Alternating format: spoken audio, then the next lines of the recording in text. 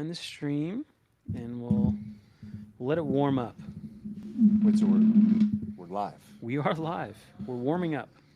We're live warm up period. Yeah, we're live now. Wait, what? We do this every week. Remember, It's you like a go new live. cold open. We get the I link. think it's important to come out hot though. We post it in the Discord. I'm still doom scrolling over here, and you just send me live. Continue. Eric's not even in the room. It's more like a euphoria scrolling at this point today.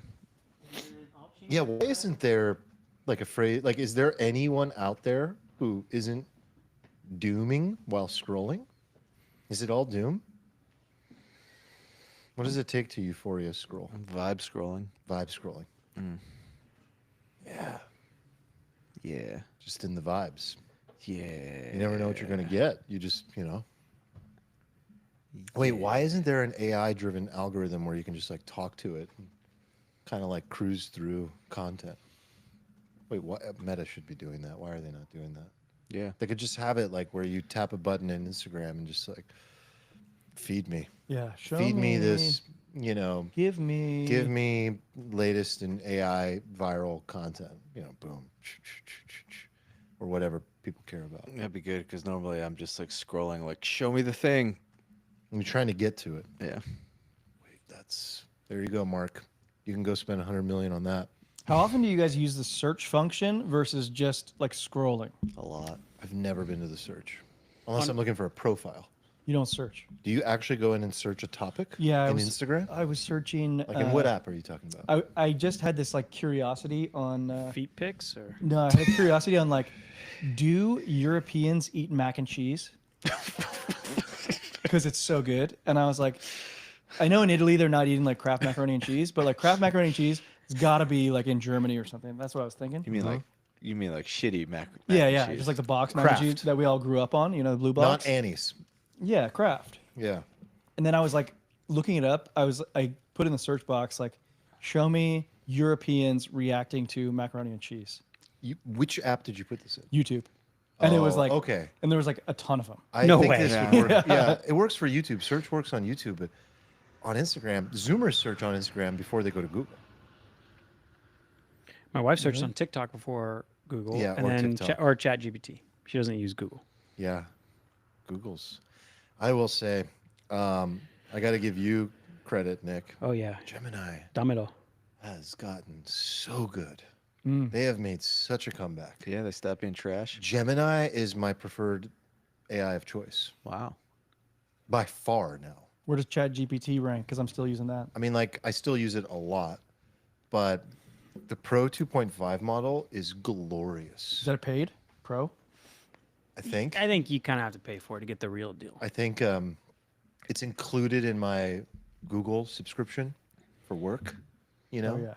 like in your Google Apps, work account. I think there's like free, very limited usage available, but it's so good.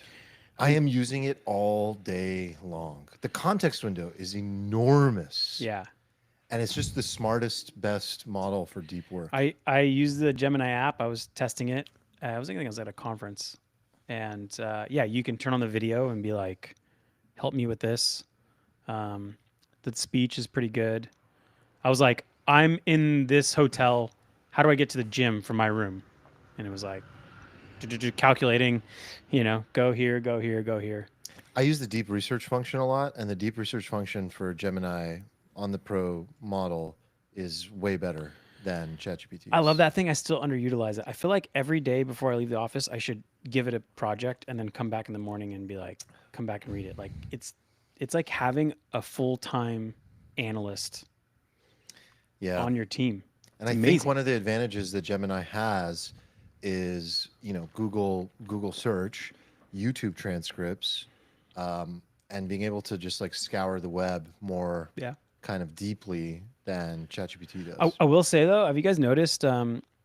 They obviously announced OpenAI was keeping memory on everything. That was like a couple months ago, and it wasn't that novel. But I believe the stickiness is there, and the switching cost is there. So I was just having that discussion. So I feel like before I said, oh, Google, Apple, they'll eventually win. They have your phone, they have all your searches, all your Gmail, your calendar, all that stuff. Like they're going to win the end. And now I'm not so sure because they're so far they're behind in my habits, and what ChatGPT knows about me is like, it's like I spent like a year with a therapist, and it's like, well, yeah, maybe that therapist is like 10% better, but the switching cost is so high now.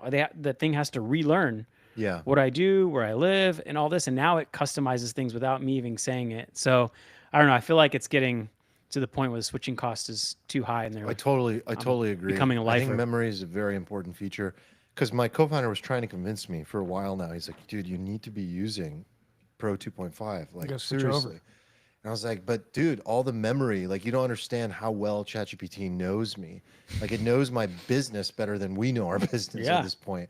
And it can remember everything we've discussed, every problem, every challenge, every issue. And he was like, oh, I guess I don't use AI like that. And I was like, well, what do you do? He's like, everything I do is like a new problem. It's usually a coding problem. And so coders don't really use AI the way regular Yeah. people do. You know, they're trying to build something, they're trying to resolve something, they're trying to debug something. So they don't care about starting a new thread without any previous context. But for me, I care a lot because I have these folders. Like I have a legal folder, I have a startup folder, I have like, you know, conversations I'm having. Yeah. And I'm picking them up where I left off constantly in ChatGPT. Did you and Ian announce that you're now free agents available for contract negotiations with Meta? You'll give them a 50% discount off the 100 million. What are they paying these days? 100 mil I mean, if that comes with purchasing the company, employment contract. So that's for like a 1 year salary? I think it's like a 4-year thing, and they can I earn. thought it was like a signing bonus. Yeah, I think they're getting a lot of it up front, which is wild. yeah, they get a lot of it up front. By the way, Nick, you missed an excellent opportunity to rage bait with Mumdani on the title. Oh, should I do that Yeah, again? you should have been like, Mumdani has herpes? Question mark. Parentheses, no. Okay, I could do that.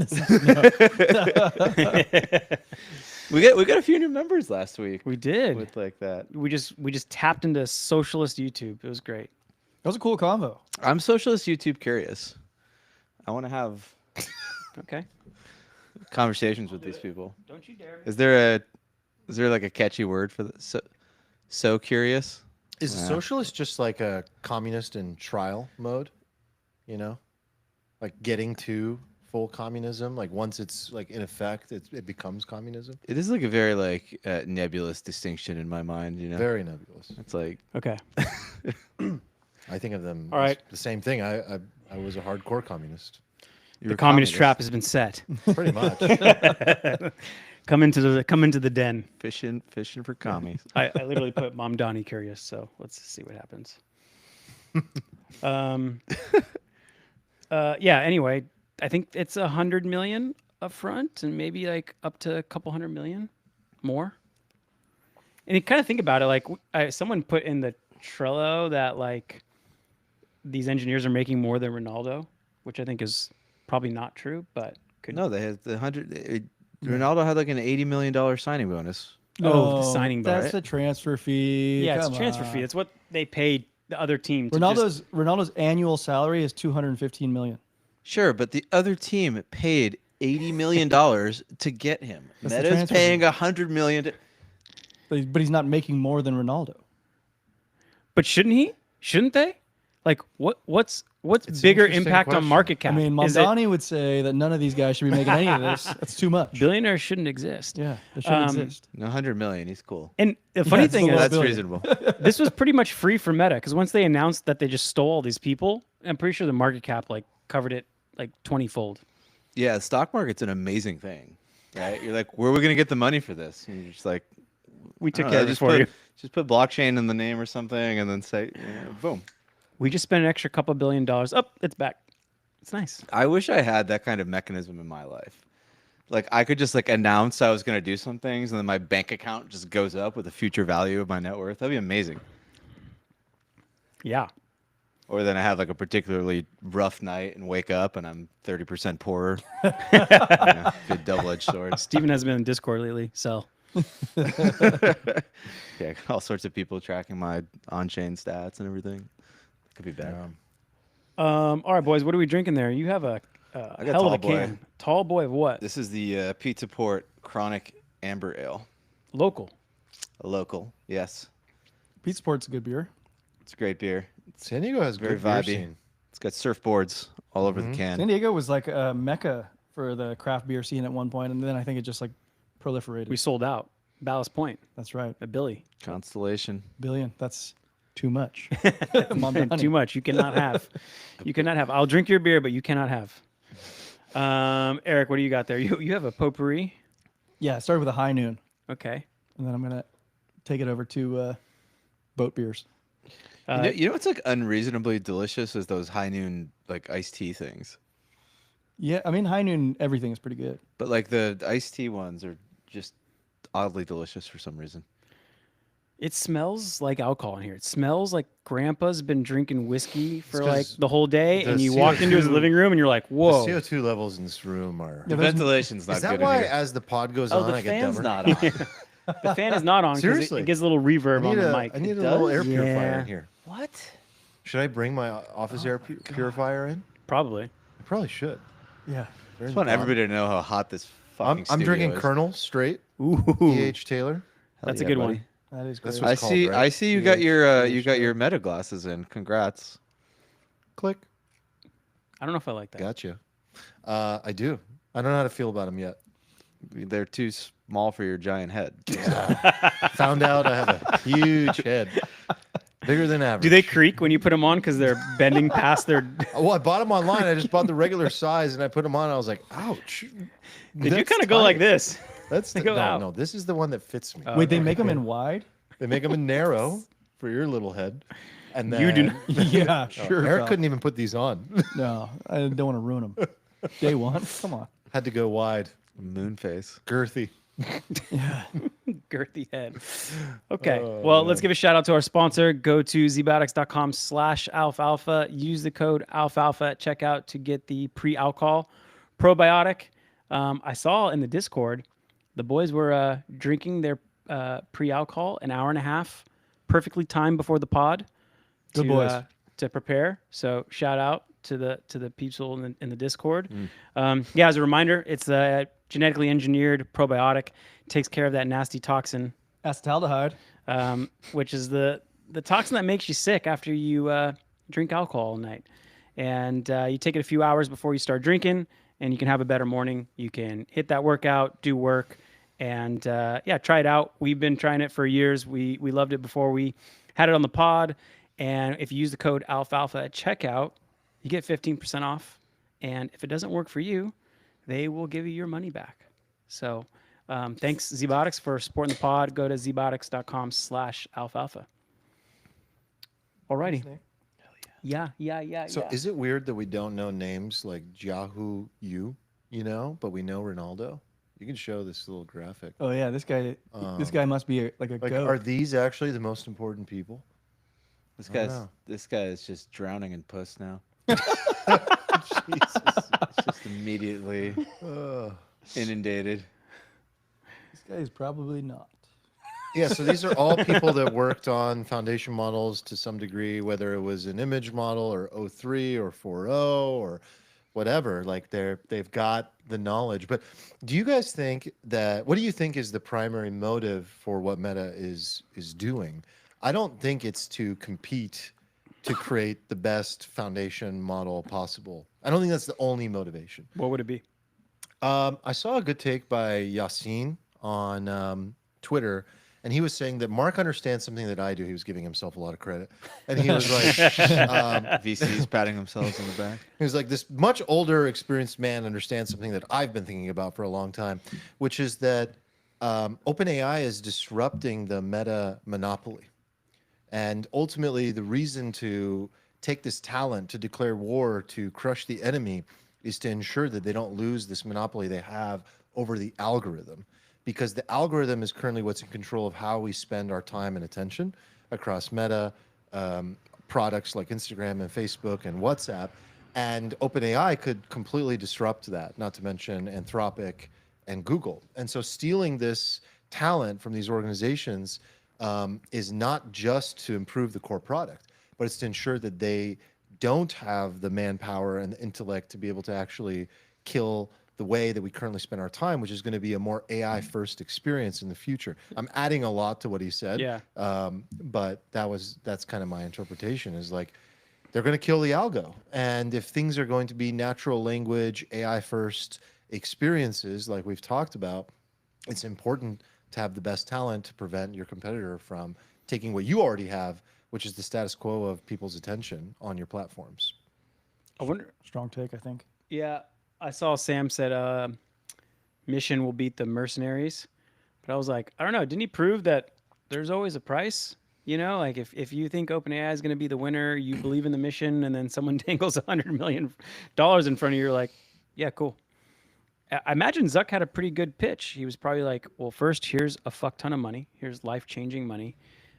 Here's all the social interaction data from all of our apps. You haven't had access to this. Think about what you could build if you have access to this. Plus, that whole open thing, well, we're actually doing it. So you'll actually build open source, true open source technology. And I feel like that 3 bullet point pitch was like, yep, sign me up. I mean, does anybody believe that one of these businesses is like more noble than another? Like No. mission versus Just got to compete for mercenary? No, digital they're all god. the same. No. Yeah, but like whichever one makes the best model is gonna just Crush. it be like enormously valued. Do you think that's always true now? Because like I'm starting to get some like habits already and memory and stickiness with some of these, and I'm like, man, would I really switch it if it was marginally better? Yeah, it's very early. Okay. It's so early Yeah. still. This is also just like pure economics. Like 100 million sounds like a lot, but Facebook is like a $2 trillion company. So 100 million is what, like point I think it's Zero- like 1.2. 0.05% of the value of the company. So if you announce something and the stock 1.8. goes up 0.005% as a result of it, like you said, like the market just pays for it. It's just math. It's just math. It's good play, strong play, I brute mean, force. it seems like it makes it seem like a drop in the bucket. Like what do the odds of something have to be? Like how much does it have to incrementally move your business forward to justify like a 0.005%? Like You think the Apple it's execs so were tiny. like, oh shit, why didn't we think of that? We could have just paid Nah, them. Apple's done. They're just Apple gave up. they're just Apple's trying to they're close just the deal cash right flowing, now baby. with Anthropic. So You calling it a value stock? Yeah, Okay. Has been for a while. has been, always has been. As soon as Warren Buffett bought in, we should have known. Yeah, dude, that's a dead giveaway. Yeah. Yeah, it's oh man, it's like tricky to. It's tricky. One day Apple's like, and then it's gone, and then like I want to buy like Tesla for the robotics, but like Elon tweets stuff at the president, and then the stock goes down 8%. It's freaking minefield. He'll learn soon enough. I The don't classical conditioning will He doesn't care. send tweet. He obviously doesn't care. Yeah. Apple really fucked up, man. I think their normal strategy of wait and see really bit them in the ass this time. They still have and the now hardware. they're going to be. I know, but having the hardware only goes so far if the entire thing is going to be an AI experience, right? It's like you're completely reliant on a third party to power all user experience in the hardware, in the phone, in the software. And so I just think they gave up like a core component, and any core component of a product should always be built in house for a major company. Everybody always has these discussions of like build versus buy or / partner, and you can't outsource like core fundamental components of your business. Siri wasn't a core fundamental component of iOS software, right? And everyone has hated it for so long. But in an AI world, like it becomes, it has to be. And so they were like, okay, we've got to work on this. We've got to work on this. We've got to work on this. But they didn't have the talent. They didn't have the execution, and they didn't have the constraints to move quickly enough. Now they've had to, and then they overpromised. So then they really got desperate, and then they had to partner. And now they're, looking at powering Siri with Anthropic or OpenAI. Was it ever that hard to like expose a bunch of actions? Like if you're an iOS app, to expose a bunch of actions like call Uber, enter address, confirm Uber, like all these actions inside of app to Siri, so that Siri, even if it was dumb, could just do these via voice. It seems like technically trivial compared to what they've been able to accomplish to just create that feature. Instead, it's just Siri, set a timer. Do you remember when Microsoft was the dominant player in sort of like all business, and then they missed the entire mobile wave? I think Don't forget the Zune. Yeah, Oh my Zune. God, I forgot about the they had a Zune. Yeah. Holy shit, that was So they damn. missed that. Who entire remembers the thing, Zune, But guess chat? what? Like they're the number 2 biggest business in the world still. I think Apple's going to be just fine. But they gonna, came back. They went to hell. They went to cloud. They went to cloud. So Apple's going to find the next thing probably, and then they're going to be okay. I mean, are they working on like a solid they're not really like a robotics competitor like what we've talked about, right? But like that's what you'd want to see is like a in-home. I mean, they've been the kings of you could hardware. see them doing that. You could see it, right? Like where it's like, okay, we fucked up on this other stuff. Some sexy we white were looking really robot. good at iPhones and AirPods and tablets and stuff, but like, yeah, sexy robot could be something. You'd probably trust Apple out of any brand. Yeah, Totally. for sure. Yeah. I mean, Tesla hasn't proven that consumer case at all, beyond the car, obviously. But They got a lot of cash. Maybe they'll just buy something. yeah, I don't that's know. what they They should do. just buy OpenAI for $1.5 trillion. The market will take care of the bill. But it is really interesting. I mean, I think we glance over these things so quickly. I mean, we're talking about it, so it is important. But like, an ML engineer, a researcher getting this amount of money is unheard of, which has never, ever, ever happened in our history. It's only been athletes that have this level of market, value. Yes, but there was a point where this started happening to athletes, and people were like, "What the hell?" And it just kept getting crazier. Like athletes used to make like nothing, That's true. and then one day the world changed, and then suddenly they became uber valuable because of what happened with media.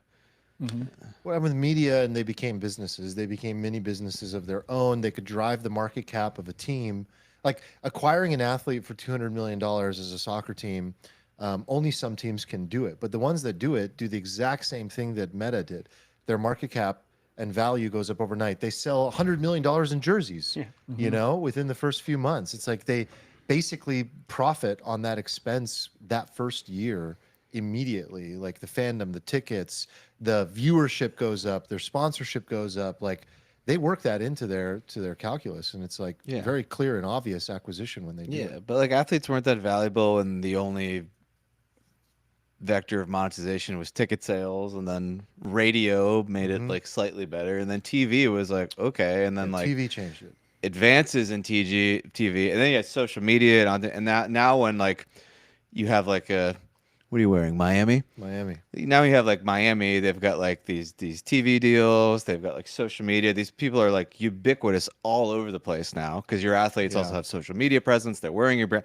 Suddenly the impressions goes just like wildly through the roof. People have obviously created new ways to monetize. They didn't used to mention sell the name of the stadium, which is in an obvious NBA, thing. But in soccer, like if you qualify in top 4, in your Champions League or whatever, like It's a $100 million windfall. so you're like, okay, if we get this player, he scores more goals or changes the game for us, like that's going to pay for itself too. Or if we qualify for the Club World Cup, or if we win the league, what that would do. Or if we get syndication as a result of getting this player, like one player can change syndication rights. And it's like, oh, now that you guys have Ronaldo, we're going to put you on Sky Sports, or something like that. Actually, that is exactly what happened with Ronaldo going to the Saudi League. Nobody watched the Saudi League. Most people didn't know it existed. Right. It wasn't even in the top 50. And then as a result of that, they got TV rights and all these things that didn't exist before. Wow. So It's similar to like pays off. like when YouTube, if I showed you YouTube in 2009 and I was like, someday one of these guys is gonna be worth $1 billion and be like the most influential human on planet Earth, you'd be like, what? And then 15 less years. than Yeah. 2 decades later, you've got like a Mr. Beast. this is how I feel. Sorry, it's a little bit of a right turn, but this is literally how I feel about self-driving cars. I had Okay, this that was moment- a right turn. I had yeah. this moment where I was just like, no, but it's related Pun in the sense of intended. like these 10-year things. Like if I told you 10, 15 years ago that you could get in a robo taxi, I honestly don't think you'd believe me that it was coming that soon. I really don't. I think most people still believe you can't. Yeah, they haven't experienced it. Getting in a Waymo is crazy. I really want to experience a robotaxi though. Wait, I forgot. Did you get a Tesla? No, You didn't get one yet? no. I will when I need it. You just Someone have did. your There's a new own. one in the parking lot. You just have your own robo taxi There is a right sick now. one in the parking lot. Yeah, there's someone did. It's like A murdered out. robotaxi? Yeah. No, a Oh, Tesla. I mean, Yeah. Got it. Yeah. No, but I mean, I love Teslas. I think they're amazing, and the self-driving is amazing. What's holding you back? What do It's you just need not. me to get one It's just for? not Persian enough for you.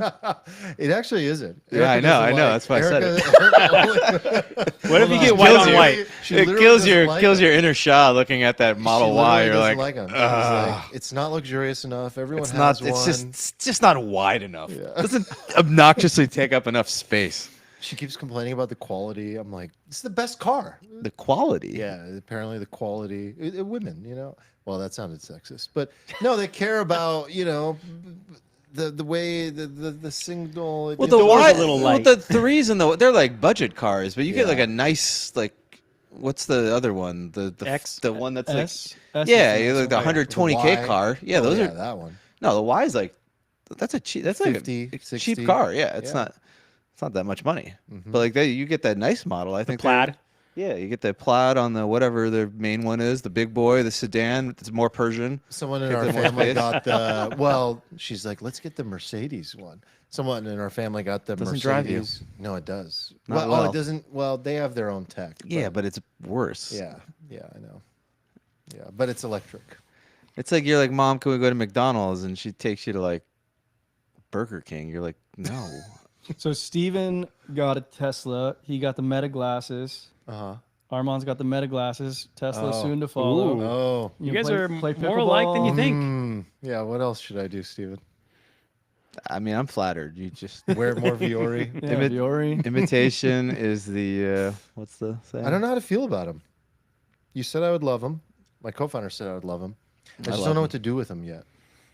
I mean, listen to all my music and everything on them. Yeah, I love that people like You're not gonna be like blocked with out your from the world. daughters, and you're Yeah. gonna be able to just turn it on and be in the moment and not like have your phone out. You could just like play Sir, with them, and I then am first incapable person. of multitasking. You can't so click a button. I can't. You don't have to listen. multitask. I You can't pause playing for 1 second, click button, go back to playing. That's not even multitasking. Net time, 5 seconds of a pod. I could see that. Did I lose you? What? Sorry, you just glitched my brain there. I didn't even know you were getting it. All Maybe right, another so beer. let's. Gonna need a few of these tall boys today. Yeah, you guys are on a much lower ABV than I am. Fair warning. I'm trying to catch up. Yeah. I'm trying to catch up fast. I had so much like adrenaline coming into the episode today. It's hard for me to get drunk. ETH Why? moved Were 3 you on a points. S bet high. 3 points. I know, but it just like 3 it's what- points. it's enough for me to get out of bed. Yeah, these days. These days, I'll take it. I pinned a buy ETH post and I just ripped 9%. 2 days later. 2 days, Nick. Yeah, no, I was following Amazing. along. It was amazing epic. stuff. Amazing epic. stuff. Catch me up. What's going on? Oh, it's He's it's balls long. Making I'm balls long. making some moves, making some Balls money. long. Yeah. Just it feels good. What's Balls long, wild is feels it's good. still like at the 200-week moving average, which is historically low. Yeah, there's still time if you want to get back on. No, the now ETH I feel like bandwagon. great. It's I have cheap. enough It's cheap as ETH. fuck. Like you know the on-chain stats where they track like the average profit that the holder is in. Mhm. Like it's like Negative. it's basically it's break even still, right? Like these things don't stop until it went negative in the spring, and I should have bought more then, but like it did look pretty bad, you know. And the media's coming around. We had Robinhood announce some things. Tom Lee, the Bless actor Tom on Lee. It's crazy that CNBC. Tom Lee's the one that moves the needle of all the things. Tom Lee. I mean, he's I on. don't think Tom Lee moves needles, but like he's like a good marginal. Tommy Lee Jones or Actually, his Twitter handle says Tom Lee, not the drummer. okay. Yeah, specifically not the drummer. I mean, it's just hard to tell them apart. But he's like a good he's a good like go between like, okay, I have some crypto people, then he can translate it to I mean, the 30,000 he people is who on watch CNBC. CNBC like literally every day. Yeah. He's just got like a pup tent in the back room. You think that's a pay for play thing? Like, hey, I'll pay you this much money. You just put me on twice a week. That's a Who good knows? question. I feel like no. That would be weird if they did that. Really? Yeah, Right? I don't think it is. Okay. Yeah. I think that people just love Tom Lee. He just goes on and he just like live bull posts. He's Jeez. always bullish. He's just- Always And he's bullish. smart because like you're it's always net positive for you just to be always bullish. Yeah, you're just always right eventually. Well, no, you're mostly right, and then when you are wrong, well, everyone else was wrong too. Yeah. So like you're no less wrong than the average person, but when you're right, you're fucking right. The best And job of all is being a futurist. Sold. Never bear posting again. I think he was like head of research at JP Morgan. He had some like pedigree that I think launched him into that. But anyway, he's transforming a Bitcoin mining company into an ETH staking company. It's gonna be glorious.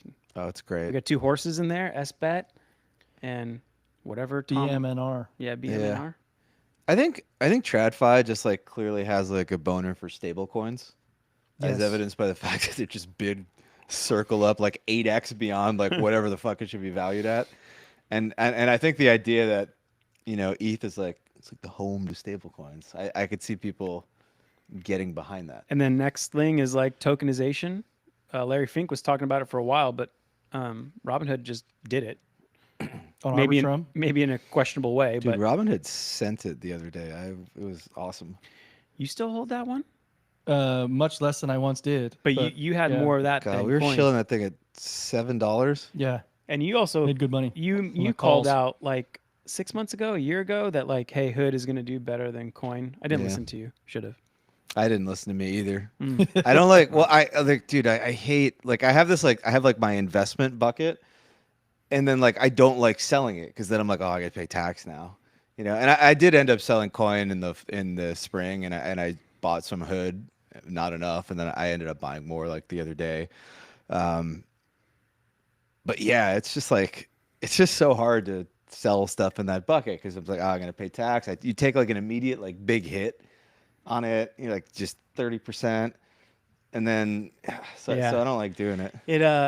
It all feels a little too good. I'm like, okay, there's gonna be a nice tax bill passed in the next like month or so, and then maybe Powell will actually like bump it down a few quarter bips, like, and then Trump's gonna nominate his shadow Fed chair, which is gonna just say he's gonna be loyal, he's gonna lower interest rates, and you could just see like a nice little pathway. Bro, I Bull think we're time. like literally like DeFi Summer 2020 right now is where we're at. Spicy. Yeah. You started calculating your future profits based on future ETH price yet? Obviously, Okay, so so have I. I'm glad I'm not the only one. obviously. But no, like I actually unironically think that's where we are. And if that's the case, then we haven't even started to get stupid.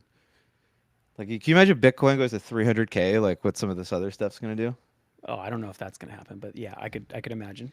I love that you don't think it's gonna happen. Because like when everybody's like, it's going to 300K, that's when it doesn't happen. Okay. Like the reason stuff can go up a lot right now is because like everybody's depressed and they've given up on it. Like people are like, I don't know, maybe Bitcoin can go to like 150, like 200 is pretty wild. And then Yeah, people are, that's what I you know, feel like. People are like buying altcoins, being like, oh, I think this could do like a solid 60% in the next like 7 months. And then you get reminded that these things can go up 50x. Yeah, they're like just everybody's sold all of them. They're completely unowned, right? All across the board. It also reminds me of like summer 2023. Like summer 2023 was like very similar to this point in time. If you recall, that's when like we found out BlackRock was filing for like a Bitcoin ETF, and like everybody was depressed, and like nothing happened still for 2 months. Meanwhile, in the background, like crypto stocks were ripping, like MSTR was ripping, coins started ripping. So you had like all of these like warning bells going off that like crazy shit was about to happen. And then people were writing all these thought pieces on crypto Twitter about like, why a BlackRock ETF filing will fail or it doesn't really matter or whatever. And it's just like 6 months later, oh wow, number went up a lot. Who could have seen that coming? Okay, let's continue with this hopium. If this is true, would you guys expect like value accrual to happen in the same ways that we have seen before, where it's like Bitcoin goes first, and then like you get the alt majors, and then the super altcoins go. And the reason why I'm asking this is because now we have like a lot more alternatives. We have like more TradFi ways to invest in crypto through like Circle or these new treasury companies, and like, does that mean like there might be like a different value accrual mechanism this time? Yeah, Ethereum is just the new Bitcoin this time. Like once ETH starts sending, then everything is gonna go. Bitcoin's like in its own little silo. Like back in the day, you used to trade like every coin on like Binance was like a Bitcoin pair. So it's ETH crypto now, but then Bitcoin is just its own. Yeah, digital Bitcoin is gold, some and that's weird it. pseudo It's graduated. TradFi captured thing. It's just like it is it's like literally a TradFi asset now, like kind of like LARPing as like some decentralized thing, which is like very funny. But like all of its value is coming from like basically TradFi wrappers and TradFi flows right now. You're like wrapping it in these like weird treasury vehicles or ETFs or whatever, and then there's this gigantic fucking pool of TradFi capital that comes in and buys it. And like Eric's right, that's all siloed off. Because meanwhile, like on chain, like you look at Bitcoin on chain stuff, and people are just dumping it. Like these like large wallets are they've just been dumping it mercilessly. People are like, oh, why isn't it over 110K yet? Even though like all these people are buying, it's because like all the on-chain people are just sell. But there's this other little ecosystem here that has just like there's nobody to sell anything because everybody's already dead. Everybody's like, everybody who's left is just kind of embers of a chilling, fire that right? once So, existed. and then once all those people get rich again, they'll probably get rich again like via ETH, I think, because ETH's kind of got like some like a good foot in the door from the TradFi thing, and it can kind of like juice money into the ecosystem. ETH is the bridge right now. What is ETH? ETH. Yeah. Okay. Yeah. So that is the thing. Like I don't. Your weapon of choosing is going to be options on SBET and ETH, right? Yeah. So I mean, Not Tom Lee's. Well, I like Tom Lee's too. It's I feel like like, you gotta own like both of them at this point. well, right? Tom Lee's trading at a 10 times MNAV versus a Is it? 1.2 times for SBET. So I just take the That's the Tom Lee cheaper premium. Yeah. It'll cool down. So Bitminer, I think, is the name of the company, Tom Lee's, and I think it's just going to follow the SBET track where it like moons at the outset, and then they finish their filings, and it crashes back down and narrows the gap for that premium, and then I'll own that too. I have a big circle of spot ETH.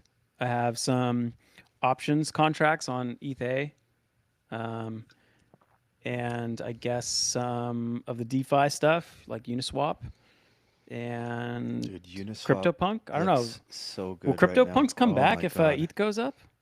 They've been back. They've been in a little mini bowl. I for a haven't while. thought Yeah, about they're doing NFTs pretty in like good. a year.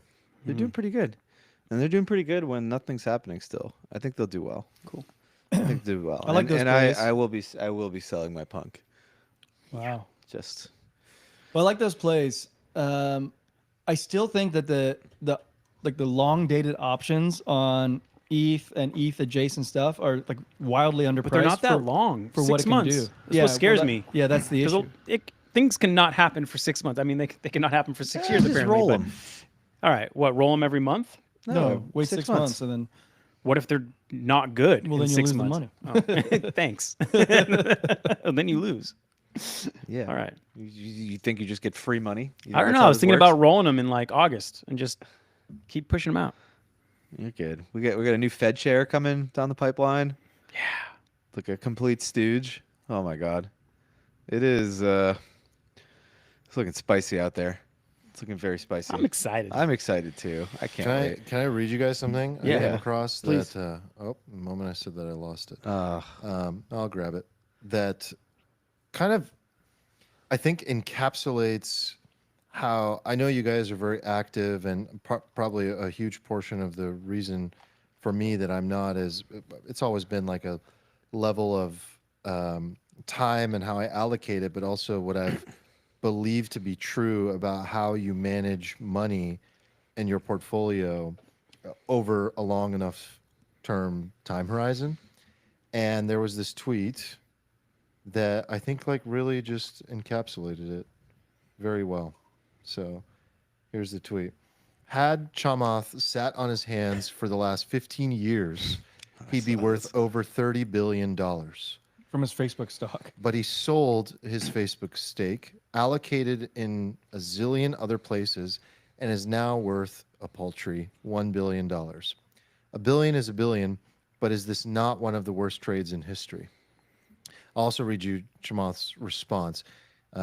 He's like, well, I think 30 billion is too high, but the 1 billion is too low, letting him know that he's richer than I think he's the richer guy, than $1 billion. the guy would like him to believe.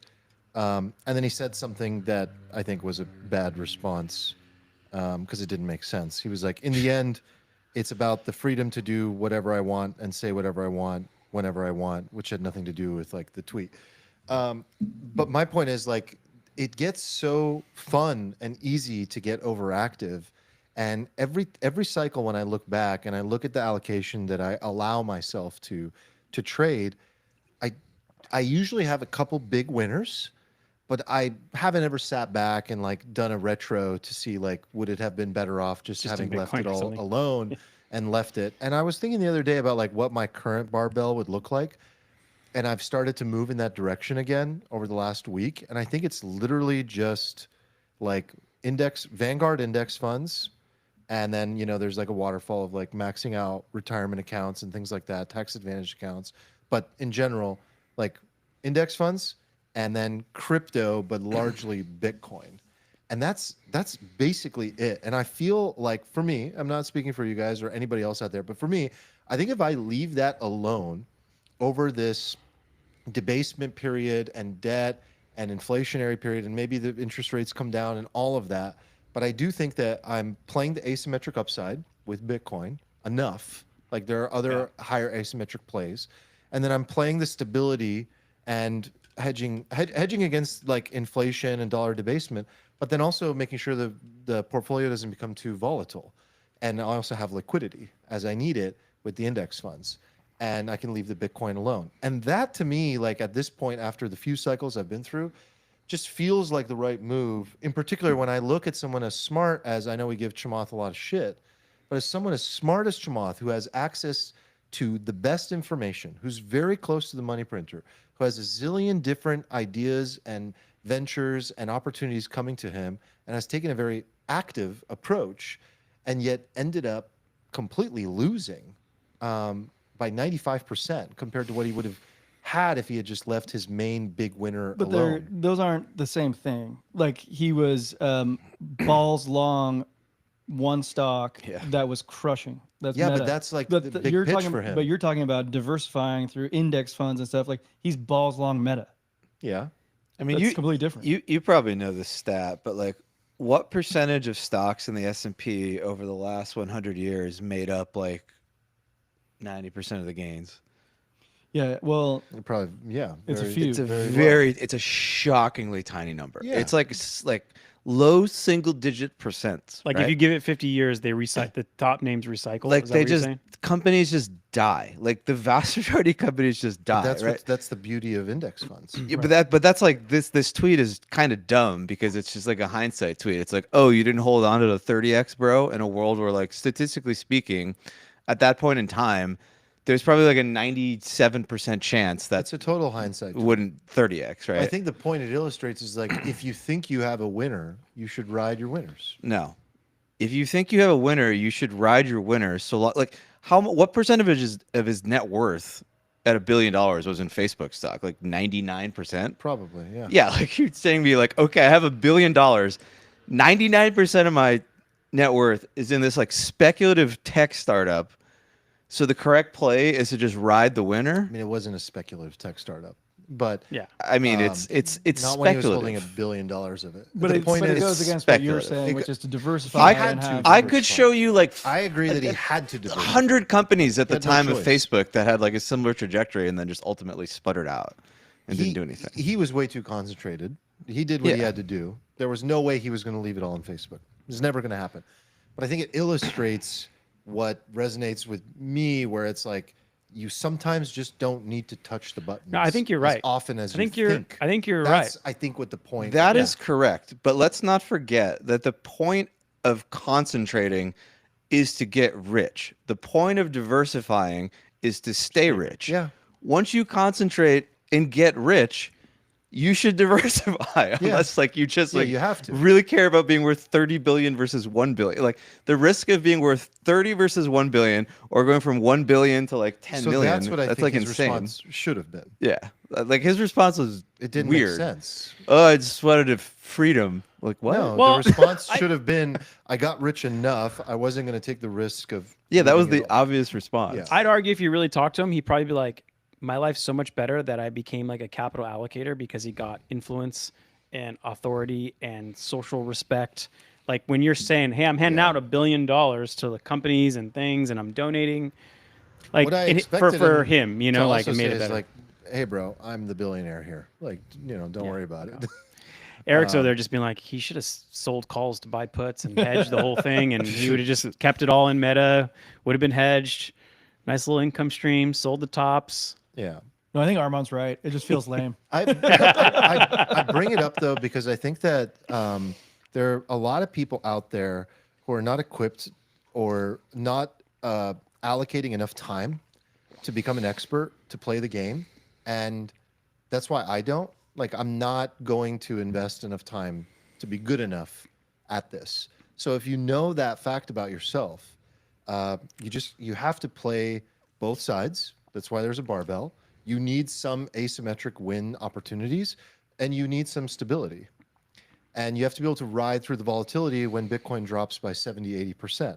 So I don't want my entire portfolio in Bitcoin and ETH and fart. But I want a lot of it. Yeah. Because I want to accumulate as much wealth as I can over the next 10 years. I think that's absolutely the right answer. I was you guys know all these like fintech softwares for your personal finance, like there's like Mint, there's Kubera, personal capital, all those, but they're not actual retirement calculators. Like a retirement calculator, you can input assumptions for like your expenses from year 38 to year 90, and then you could do your income from like now until you're 90. And anyway, You're gonna build one of these. Well, I was kind of rebuilding it in Excel because I was like, fuck these guys, they don't need to pay for this. So Have you vibe coded your Excel sheet yet? Anyway, I was playing with that like a couple nights ago, and I like reacquainted myself with the power of compounding. I was like, Oh, that's incredible. I was like, oh fuck, what? It turns into that much money? Like, what the hell? And it's good to reacquaint yourself with just dragging like a 7% return, 20 cells down, and you're like, oh, it's actually it's way bigger than I thought, even though I've thought about it a lot. And anyway, I think I'm just going to pay for one of these. Usually they're only available to financial advisors. They sell them like a software to give their clients. There's not very many consumer ones. And I'm like, this is dumb. Like this should be available to everyone. And you can put in, assumptions for a kid, and you could type in this how much year 1 for a kid costs, how much year 18. I have a goal. I want to travel, and spend $40,000 every other year. I want to buy a car every 5 years. You put all these assumptions, and it actually tells you like when you hit your number. Bro, this is a consumer product you need to make. It's just like a vibe coded web app. Yeah, this It's is totally like It's a ready to vibe coded go. like calculator basically. And I don't know, I was thinking about doing it because it's actually more useful than those net worth calculators or like a Monarch or personal capital, I think you said, that just tell you what you spent. Like what Way you really more want to do is useful. like forecast out, well, what do I want to do with my life? What's inflation going to be? Like what are these big events I want to do? What are my income streams? How will it what I potentially like grow? about it is it's very future oriented, and like all these different platforms and calculators are a snapshot of your current financial health, right? And like budgeting and debts and investments and just portfolio management. But like being able to see the trajectory of how your decisions impact your future is invaluable. I felt kind of dumb as I was doing it. I was like, wait, I always just assumed like I used some back of the napkin math for the future, like 20 years, 30 years out. Like, okay, this times this percentage, that's roughly enough. And this will produce this much income, and that's roughly enough. But when you actually calculate, you feel better. You're like, oh, I feel so much like more in control now. And then you could tweak the simulations. You run Monte Carlo on, the S&P 500, what it would do over 40 years. And you're like, oh, okay. In the bottom 10% of scenarios, I'm actually fucked. I have that software that you want for my business. It's called Forecaster. Oh, Forecaster needs to spin this out as a personal product. And it's an amazing product, by the way. Well, anyway, I'll report back. I'm gonna test a few of these out. I hope you do. In my experience, and this is just dealing with individuals, like not everyone's like you guys. Like a lot of people actually don't like thinking about this stuff in the way that you are like so geeked out on it. Like Like- regular people. Yeah, like Why do you think that is? as a financial advisor and running a financial advisory firm, this is like a thing that we offer to people, and most people are just like, "Wait, you want me to forecast what my expenses are going to be like 5 years from now?" Like, no, Really? yeah, Why do you think that is? Why? ask them. I don't know. No, but you have a good understanding of them. What is I it think, that makes them not want to think about that? Well, I think the biggest picture of all this is that for the most part, these people are hiring an advisor to get this off of their plate. So to like ask them to do all these calculations and thought and work, they're mostly just being like, "What the fuck? I'm paying you, dude. Like, Yeah. get out of my face." There's a company called Right Capital, Wow. and it's this software, but they only provide it to RIAs. They don't give it to consumers. I was thinking about just paying the IRA price for it because it's like super useful. But there's things I didn't figure out. Like obviously, when you don't work anymore, you don't have company health insurance, and that might be like an extra $3,000 for the family a month. I don't know what it would be, but like there's all these things that I learned about how to tweak the model, and they're super useful. But it's funny that you say that most people don't want to do it. I imagine one reason might be like, I know it's not enough and I don't want to like create anxiety to see how far the gap is. But you also have pretty wealthy clients. So Yeah, I mean, I think that could be part of it. Hmm. I think it's just the friction. You know, a lot of people just aren't wanting the friction. They just That's so interesting, though. I would think that wealthy people that would come to seek that kind of advisory would be super into strategizing and thinking about their future like that. But I guess not. okay, so one of the topics we had for today was kind of teeing off our original AI chat was future proofing, not for retirement, but for a world inevitably dominated by robots and AI. And I think, Stephen, you typed this up and you mentioned that it could lead to massive, albeit temporary, job loss. And so the question is like, what does it mean to be valuable in the future? And, you know, all four of us are kind of like on the ownership or entrepreneur side of the equation. Like I wouldn't necessarily consider us like labor. We're not working for anyone else. And I used to be like, oh, that's the answer. You know, it'll be okay. And I'm kind of like, maybe that's not Yeah. the case, actually. Like maybe both sides of the equation are at threat. And so anyway, you want to talk more about what spurred this on? Yeah, I was just thinking about this randomly. And then this isn't going to be a satisfying answer, but I realized like I have no fucking idea what to do. And that just led me back to my original thing, which is just sort of like I just firmly believe I have like The clock's on. 2 to 4 years to hyper gamble my way into financial freedom. Because like otherwise I don't know what I'm going to do. I think I'm just going to be like a UBI stooge. Let's start with the assumptions.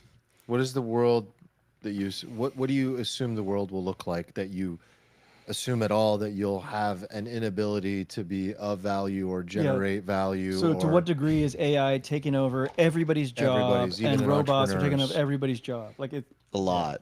Okay, So it's- talk about it. Yeah. Well, I think robots are going to take a while, but I think AI within 5 years just displaces like an enormous quantity of like white collar work. Yeah. And Do you agree it creates new ones too at the same time? yes, no? I think in the long run, this technology is great. And I think it'll be like every other technology where in like the long run, it just creates like more economic opportunity, more jobs. The problem with this stuff is that humans they're sticky.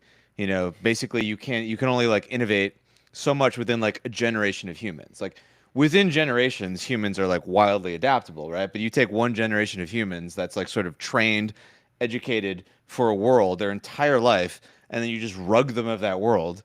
And like most people are not entrepreneurial. And I think people who are entrepreneurial are like they're good, right? Because they can just leverage the AI for themselves in some sort of way. And I think those types of people can get like way richer than they could have otherwise. But like if you've resigned yourself or molded yourself to be like one of these sort of like white collar drones that you see on TikTok posting about the espresso machine, like you're fucked. And I don't know what happens. Like I suspect in the realm of women, like a lot of women will just rediscover the joys of like trad wifing or something.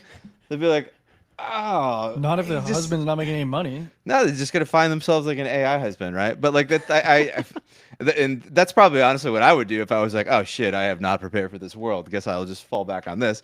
I don't know what you do as like a guy though, who's like a white collar drone, because you are like, I would get a government job.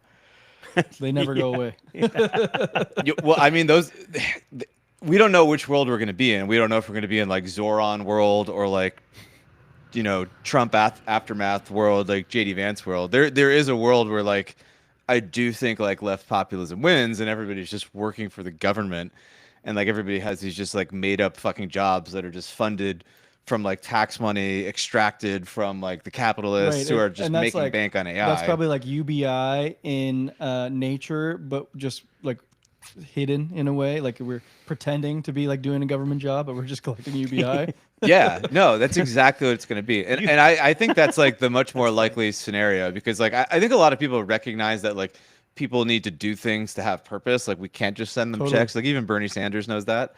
So like we will settle on just making up just departments and jobs. You gotta show up like 20 hour a week like roles. It'll be like severance. They'll just be like dropping some things in a bucket for some reason. And in House of Cards, I think the Kevin Spacey, like the president, he comes up with this program called America Works, and it's basically like, oh yeah, it's cash to Americans, and they give them jobs, but he's like, I'm going to stimulate and essentially get votes this way. And you can imagine a program where it's like, do some kind of vocational training, pick up the litter, visit a national park. You like, it's like a scavenger hunt, but you get paid. It's just an extension of the on-demand economy in some way. I like this like train of thought, but I want to go back to Armand's question. It's like when we say future-proof, like how far into the future are we asking? Like is this like a 5 to 10 years? 10. Yeah. I think 10 is probably like a safer bet. This is like a super pertinent question to people who are like 22 or something. I don't think anyone that I know can give a good take on what the world looks like in 10 years. No, but that's why that's fun to speculate about it. It's super fun. I'm not saying we I mean, shouldn't. do you agree with the idea that there's just going to be like massive white collar job loss in the near future? Or do you disagree with that? It seems so. Yeah. Yeah. Yeah. And I would say like the bulk of our sort of like elite sort of system trains people to basically be corporate drones. They get fed into like a university system. We stamp them with some like $400,000 piece of paper and some useless degree, and then we ship them off into some job, and then they get to do like white collar thing, right? And for some reason, you know, that's like productive for society, and that they just go on doing that. But that's going to get blown up, right? So what do you do? So if the time horizon we're talking about is like the next 5 to 10 years, and future proofing yourself for the short term, I think it's a very challenging question. Yeah, because it's like I don't know if there are very productive, valuable things that you can do outside like being the creator of a new source of value to society as an entrepreneur of some kind, or as a critical component, like the earlier topic, right? A critical component to the future. Like you're some kind of researcher, you're some kind of AI engineer, you're some kind of sales even person that is bringing that reality. So what's going to happen is I think the playing field of white collar jobs just condenses to such a degree that the competition becomes so incredibly high and the bar goes so far up that a smaller percentage of people will be safe and will be able to contribute. Those people will make a lot of money. We just saw something again. I think we live in such a crazy time that I think we glance over these things because things happen so fast. $100 million for a job is absolutely fucking bonkers. And I don't think we give it enough like attention and energy because the next piece of news is coming 5 minutes later about how the world is changing. And what that really actually is illustrating is the value of these roles and these jobs as the world is like both collapsing and building at the same time. Like these new companies are coming up, startups competing with conglomerates, the conglomerates and the status quo needing to be maintained. And then like, where will people be left? Those people that we're paying that money to will be insanely rich. And many of the people at Meta even will probably lose their jobs, and there will be a percentage of that company that continues to run their version of the world. And I don't know where that leaves everybody else. I guess it's like what Eric was saying. It's that version of UBI where you kind of fake your productivity and make sure you survive and make sure the Yeah. world survives. I mean, Okay. this. I was gonna say Armand's answer starts like I think that's the easiest answer, right? Like, you know, if you want to survive the oncoming AI slot, like the easiest answer is you hop on the train, and the easiest Yeah. spot on that train is the AI researcher, the AI developer. We're already seeing evidence of it now, and then I'd probably put your cohort in there too. Like, I have an AI company, I understand it well, I understand the technology, I understand what it can do, I can apply it and like fix things and build things and create opportunities for people. That's another cohort, not working on foundational models, but like using it to go to market with actual. Yeah, you're riding the Things. economic wave of like all the things that accrue value. Yeah, so I think that's the easiest one. That's for sure.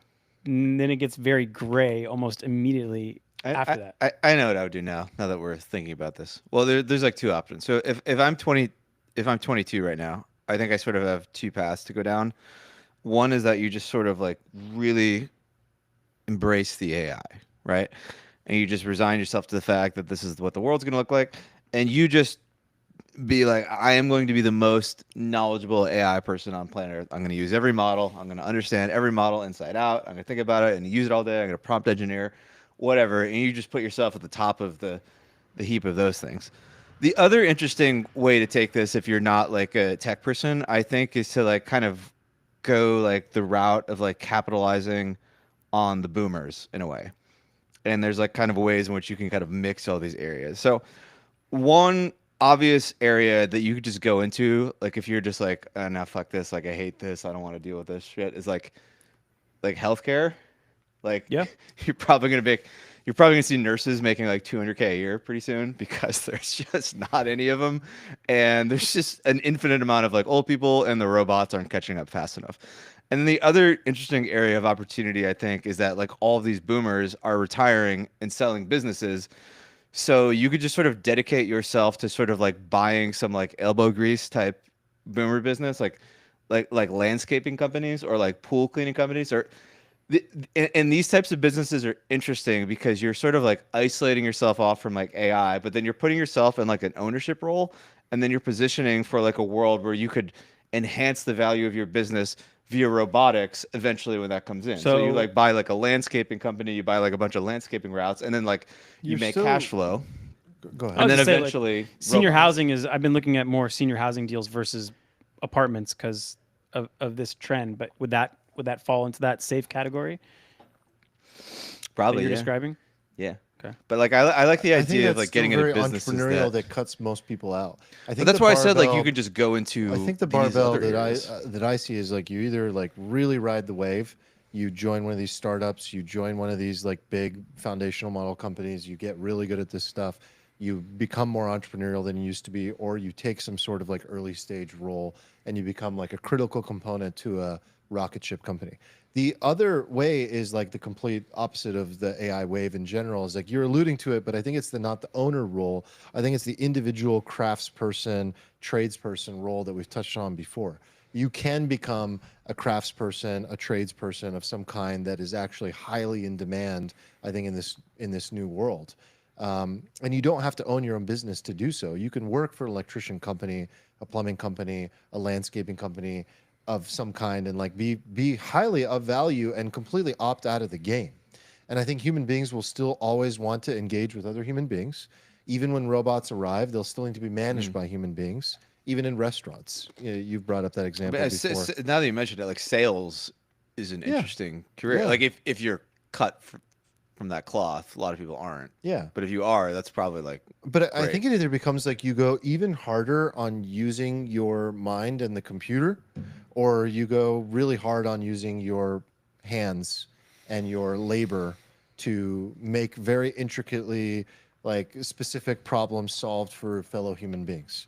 And, Yeah. and it goes across a wide variety of, I think, industries. Do you think though we're kind of underappreciating the compounding of robotics? Like, no. can That's why the goat play here for people who are entrepreneurial is to buy up, Yeah. figure out how to buy up boomer businesses that 10 years down the road will probably be like enhanced via robotics.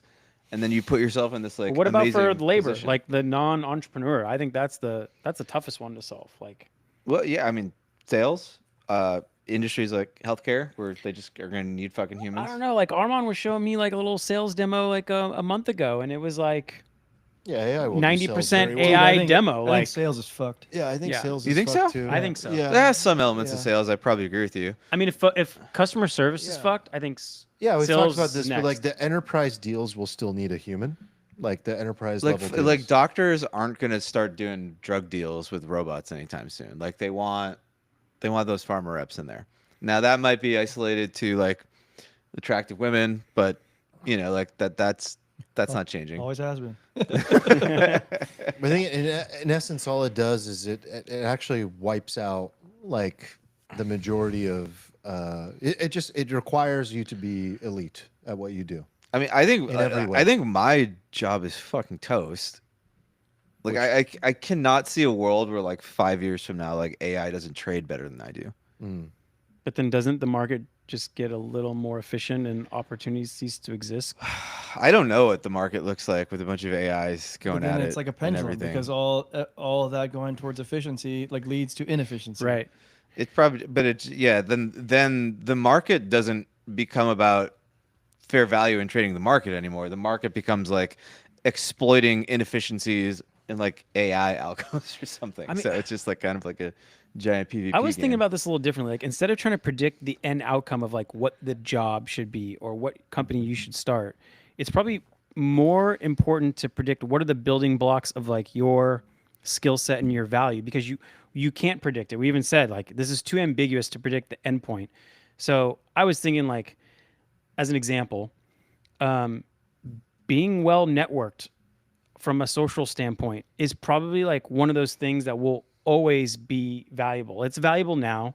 It's a cliche, but like it'll be even more valuable when everyone is like even more disconnected. If you have personal relationships like up, down, across a value chain, or just even Okay, I see what you're saying. in your life, like so like first principles, like being well networked and like Armand said, being skilled, being like really skilled in whatever I'm not your even, endeavor is. but you don't know what to be skilled in now. Like if you're a 22-year-old, like, so what do I, outside of AI, what should I be skilled in? You don't know. That's all you need.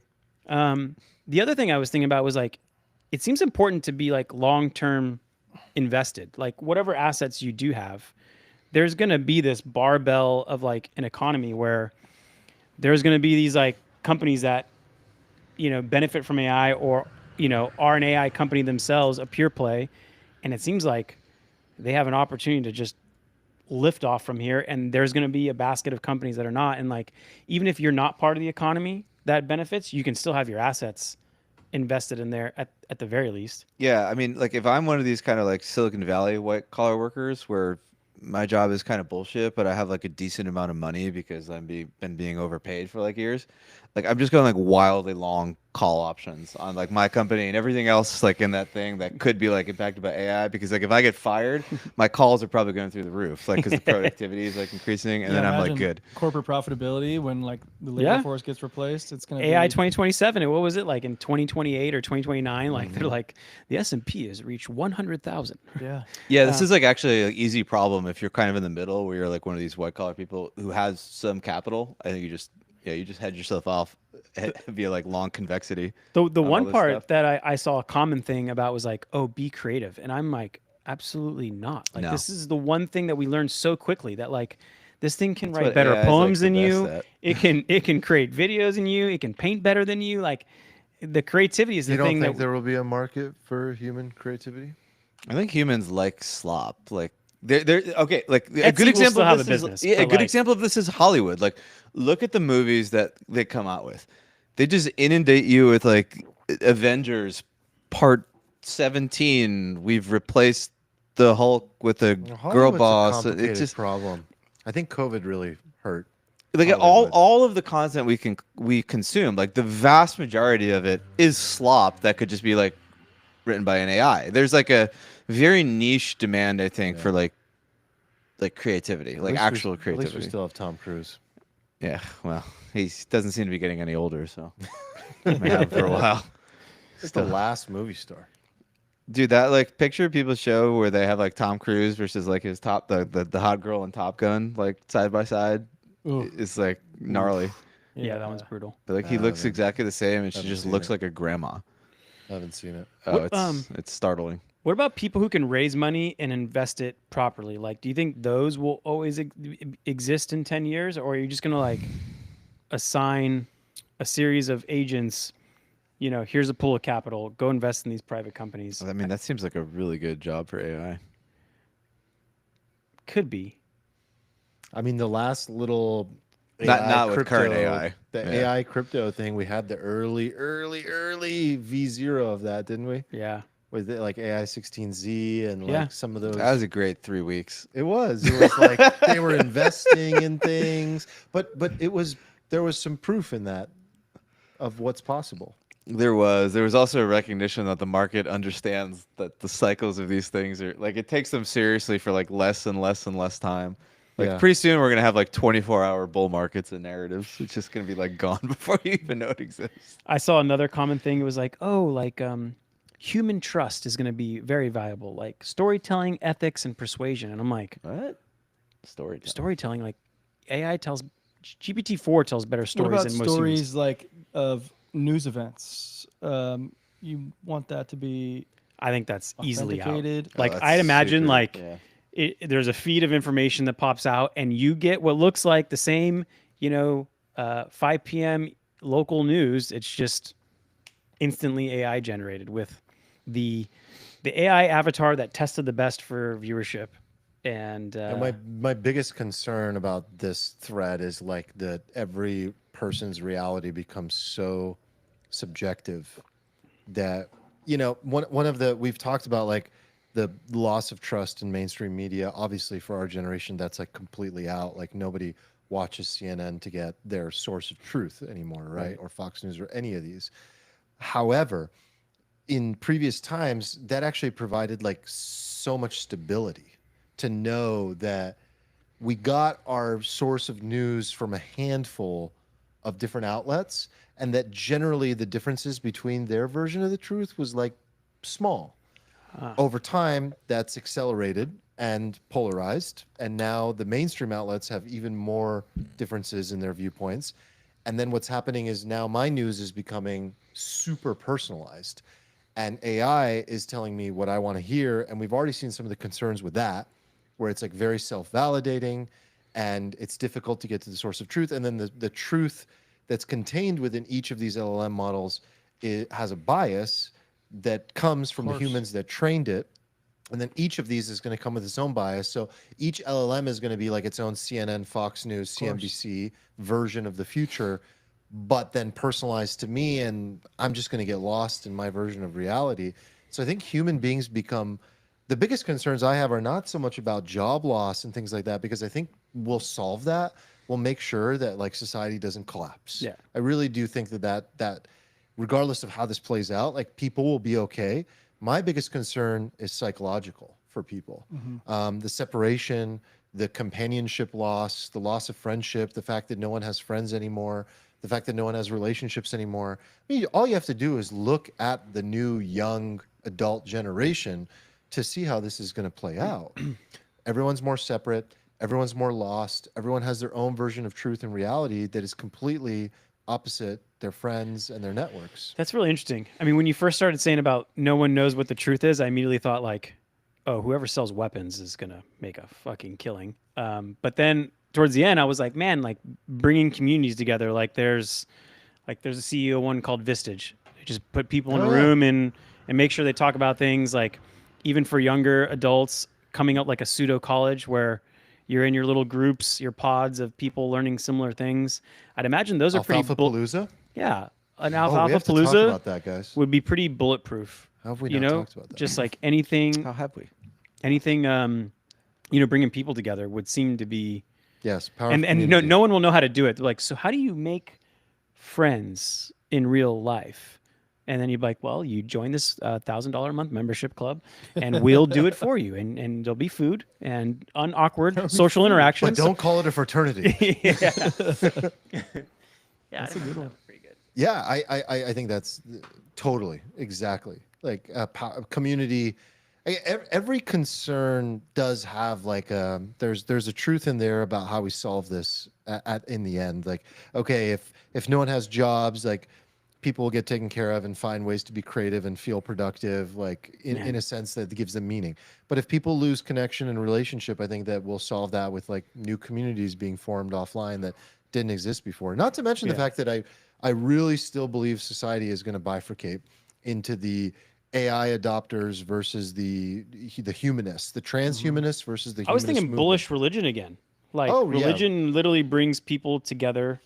You know, there's Already connection, happening. and then Yeah, religion, but like untethered, like vibes communities, like no connection, no Wi-Fi, no AI. We don't allow that in our.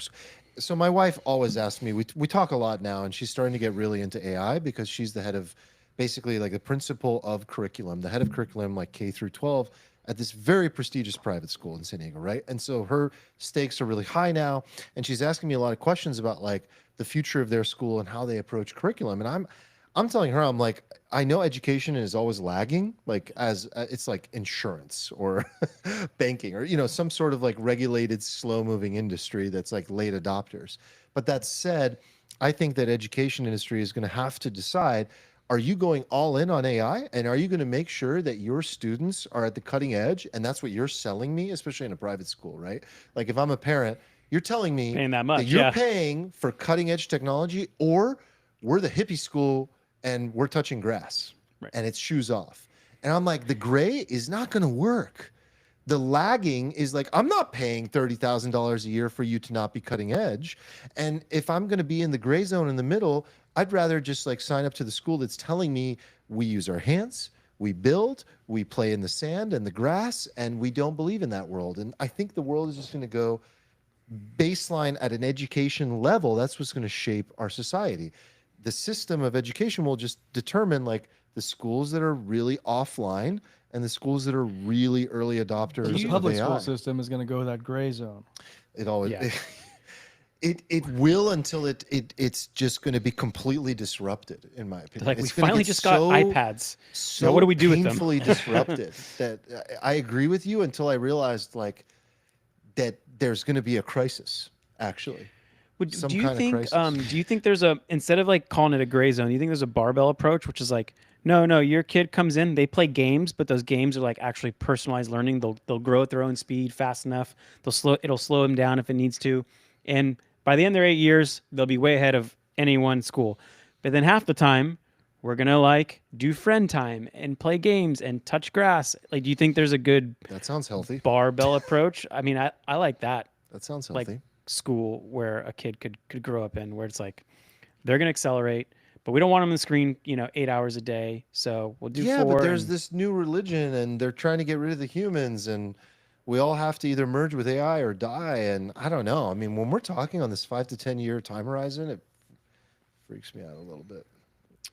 Is this any different from when we were kids and they're teaching us to do long division and they were like, "You're not always gonna have a calculator in your pocket." Or is this different? Do you remember how to do long division? No, nobody does. I thought about it. The On other day, top and I of was it all, like, they changed of course the whole you could curriculum. do it. Of course you I could do it. forgot. Even if you remembered you had a kid, then you didn't know how to teach them how to do long division because they just changed the way they do it. Kumon will always exist. You know, It'll exist mainly for the parents who just want to be like Tiger Mom and Dad. Just be Yeah. like, no, you're gonna do math equations every night. like, is the new long division like Googling things? Well, that's the discussion in schools right now. Is like they're determining if they should let the kids utilize AI at all. They're requiring essays, obviously, to not be written by AI. I'm on the complete other side of the camp. I'm like, let the kid use the calculator. Like, to not allow a child to utilize AI. And then my wife was like, but then AI's writing the article for you. I was like, no. AI is the guide. The teacher can easily tell that there was no thinking, there was no assistance, there was no supervision by the human to write the article. You still have to work with the AI to create the best possible output you can. And if every child is utilizing AI to create a really good essay, You can easily compare and see the depth and the quality of the essays when you compare them all if they're all using the same tool. Yeah, I mean, I think just essays are just gone as a tool and a measurement tactic. Like that's a terrible way. Like it should feel like a game. In order to progress in the game, you gotta have the knowledge, right? And if you progress in the game that you're playing, and you show that you actually know whatever topic we're talking about, or whatever concept or framework, you advance maybe more it's in the not game. an essay, but it's making an argument. Like a human being should still know how to make a very good argument. That's the purpose of the essay. We just needed to do it in 10 pages. Now maybe we can do it in 1 page. But a very coherent 1-page argument, you can tell the difference between someone that just wrote a 1-sentence prompt versus someone that carefully constructed and worked on that for the entire day with the assistance of AI. Right, Maybe- but then maybe is the what prompts you're will be the- evaluating just the prompt engineering though versus You're evaluating the new knowledge? way of thinking. You're evaluating the new way of writing, the new way of critical analysis, the new way of you're evaluating not just the prompt engineering, but you're still evaluating the brain of the person behind the AI. Because I mean, you're kind of right. Like when I work with some of our team members and they're like, well, I used AI and this is what I got. I'm like, that's what you got? Like, Because it's garbage a lot of well, the because time. they ask the wrong questions. Exactly. You know, it's like, well, if you think critically, you can ask a completely different question, reframe it, and get a 10 times better answer. Like we used to say, like it's a valuable skill to be good at Googling something. There's a big difference with someone who's good at Googling versus someone who's not. So is Erica saying, like, remember in grade school, I think Wikipedia was our version of this. They're like, okay, Yeah. you have to write an essay, but you can't use Wikipedia. Is it like that now? Like they're like, but you Yeah. can't use AI. Yeah, it's Okay. insane. Even the faculty is not allowed to use AI in the room. What? I'm like, are you fucking kidding me? Just Poor open it- teachers. Like, Yeah. let them fucking have AI grade it. Jesus, they Like work they hard all enough. have like a Google account, right? But they're not allowed to. Gemini's blocked. No way. Yeah. It's insane. Yeah, that's It's insane. That's interesting. Because they don't know what to do. They're in a holding pattern. There's a lot of fear. There's a lot of uncertainty, and they're not experts, right? So they're just like, what do we do? I don't know. I feel like their customer is parents paying 30 grand a year for like a 4th grader. Right. It's like, no, you give them the like bleeding edge stuff. Parents you give them the don't barbell. know either. Yeah, but you just tell 'em, No one knows what they want. This is right what you now. want. So is teacher the profession? Is that future proof or not? No. No, not at all. No, they're gone. No. Okay, so Again, I think it's like everything else. Some of them, yes. the super engineers are fine. The super teachers are fine. But you could teach if they can teach kids emotions and how to label their emotions and interact with people and So solve how about, personal problems. Yeah. Caregivers for little children, safe or not? Oh, well, until the robot version you talked to me about wanting, 3 weeks ago shows up. You said you'd put one in your house. Oh yeah, but I can't trust a robot to like soothe my crying child. Like, Maybe it has that's no longer. idea Maybe what that to takes a do. whole generation turnover where it's like a robot will definitely soothe your crying child very easily. No in our way, lifetime. dude. It's so fucking hard. Not for a You robot. think the metal won't? Yeah, the metal's gonna help. The Steven, metal the metal's won't. gonna help it a lot. Maybe it'll be a skin layer though. They're like, we sampled your DNA and produced a certain type of oxytocin that emits when I hold the baby so that. Oh yeah. But think about it. The Yeah, they'll AI get will it just figured go out. through like 16 billion permutations of like what the baby's experiencing and what it needs in that moment to soothe it. And Yeah, like babies- rocket and babies are like Polish, little- they're like Polish little style algos. burping. They're like nope, little the Polish algos. style burping didn't work. Okay, try the Russian Yeah. thing, and then now try the South American thing until That's the, what something humans do works with out. babies. They just like spam shit. Yeah. I've seen humans with babies. They Pretty literally soon- just No, spam but that's techniques. what I'm doing with Yeah. my baby. I'm like trying 19 It's different not like things until yeah, it's not something like works. you're not doing math or What if, anything. what if the robot's like, well, this NyQuil approach works really well, I found on Reddit. Like, it just every time. problem. I think caregivers are safe. Dude, that's actually concerning. It's like the AI that beat the human at Go, like when everyone freaked out. It made a move that was legal that no human would make because it was culturally unacceptable to make that move. So it wasn't illegal. It wasn't unethical. It was just not in the culture of what we do. That's They're terrifying. like a thimble of whiskey. Rock in the chat says, I disagree, Armand. There are studies that show reliance on AI decreases cognitive function. Heard it on the Limitless podcast. Classroom management and soft skills will be more valuable than being a knowledge expert for No, teachers. but I'm sorry. I love you, Rocket. But here's why that I don't think that is true because like Nick and I used to joke, like when we started using Google Maps, like that part of our brain function that understood like north, south, east, west at all whatsoever, like just started deteriorating. There are clear studies that show that, right? There are clear studies that show like you use a calculator and you lose that function in your brain. You lose maybe memory. We don't need rote memory like we used to, and that is continuously deteriorating because now ChatGPT has memory of everything I've ever cared about. But what does that do? It actually activates other parts of how you think. Like, I don't think the role of the teacher completely goes away because the teacher's role is to teach you how to utilize this technology in effective ways. And I think we're actually activating new parts of the brain, new parts of approaching life, and new parts of how you actually create value in society and gain intelligence and learn. The way you learned was limited in its ability to like process information, and now new components and new ways of being of value will activate. I think it's trade-off. There's going to be a trade-off. I mean, this seems indistinguishable to every other form of evolution we've had in tech and the market. Like a good example of this, I think, is the fact that 2,000 years ago, if you ask somebody like, what's the most basic skill you could have for survival in the world, somebody would be like, oh, you need to be able to hunt. You got to like acquire food. Nobody here can hunt. Nobody, if like shit hit the fan tomorrow, make us dumber or less capable. Yeah, in that way. And then we just, our brains use the free capacity to do other things. And it was like, I would argue a net positive that we're not hunter-gatherers Yeah, I societies learned to anymore. write, I learned to code, I learned to make poetry, I learned, And then we've had like further extensions of this. Like when I grew up, my dad used to berate me that I didn't know how to fucking change the oil in my car. Who's laughing now, Dad? Like, none of that brain capacity. Richard. Richard doesn't listen to this. Richard just got a cell phone like 2 months ago. Still doesn't know how to use it, so he's not going to hear this. But like, had I devoted all of that time and brain capacity to learning how to change my oil, that would have been a huge fucking waste of my time. In the same way, it was a huge fucking waste of my time to learn how to do long division.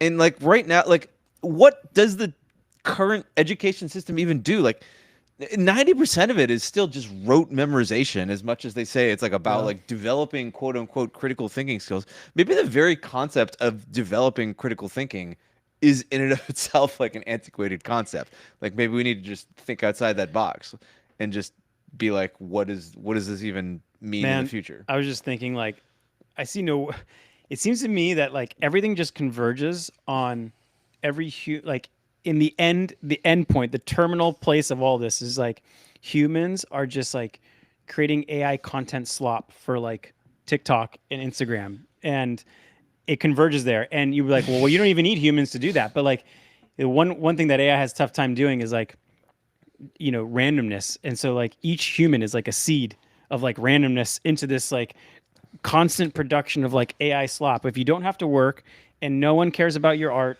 but like they'll scroll your fucking meaningless Netflix feed, personalized for you. Oh man, this is a topic Wait, that's isn't that been a touched movie? upon by science fiction a lot. Yeah. Like this is like a lot of science fiction has explored like the end state of humanity and technological advance, and like a lot of them get to the end state where there's just like technology is just being used to like entertain the plebs, right? Like there's this like segment of society that captures like all of this value, and then what do we do with the rest of the humans? We give them UBI and like amuse them.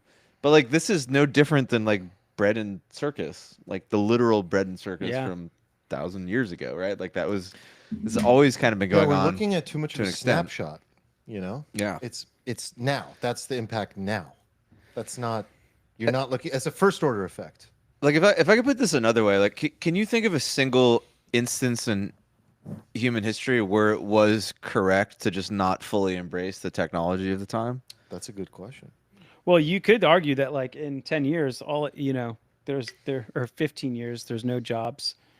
There's just AI slop, content creation, and government jobs, quote unquote. I think so like, yeah. I'll just skip it all and wait till my government job comes out with my. I don't UBI. think we've ever had a technology. We haven't. We obviously ever haven't had a technology that completely displaces us and could potentially result in the eradication of our species. Like, Nukes. I know that there's discussions about like that's overhyped and there's a lot of fear mongering and all that stuff, but that's like a probability. There is a probability that occurs at all. The chainsaw, or the printing press, a better example, never had that as a consequence, right?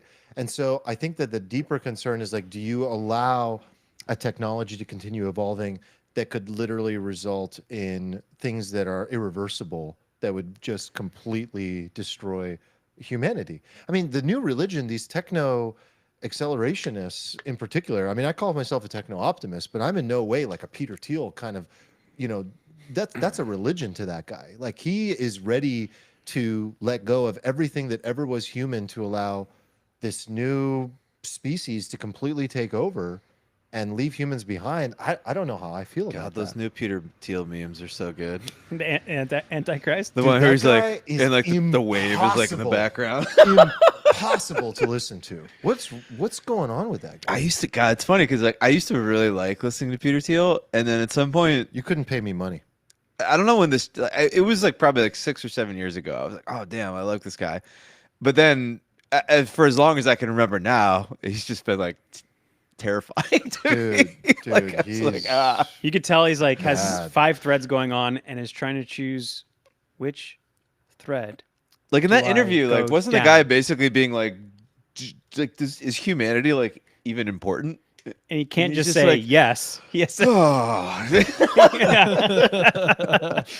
Yeah, are you the Antichrist? I think he's- that- well, the simulation crowd, the simulation question. theory crowd, this is part of the same crowd, and it's the same religion. It's like the AI religion being the new god is the same as the kind of like there's a huge overlap with like the simulation theory crowd. Like, there are these like people that ultimately have like lost faith in the old world, and it's concerning because all of the things that make us human are valuable, extremely valuable in my opinion. Our history is not something to just be like swept under a rug and looked at as like that's just how we got here and here's where we're going, and all of that is obsolete. I think that everything, the mythology, the religion, the morals, the history of our wars, like the history of our species, it's all really important stuff to not forget about and continue evolving and hold on to this species for as long as we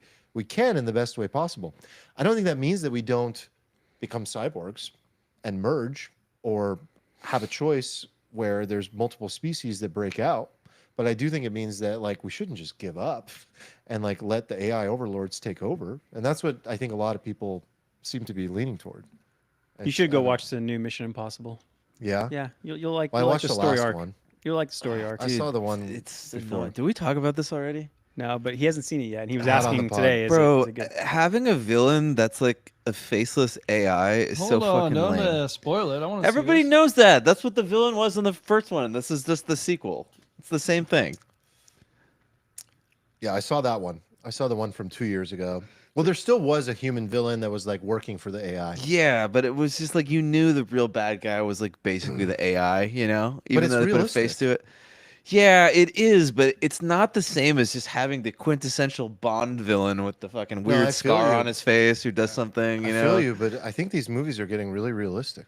But okay, but this Mission Impossible is one of the worst Mission Impossibles. Oh, come on. I was about to go watch it They tonight. always hit pretty well though. All these Mission Impossibles. are always Mindless pretty good. action. Even the worst ones are still pretty good.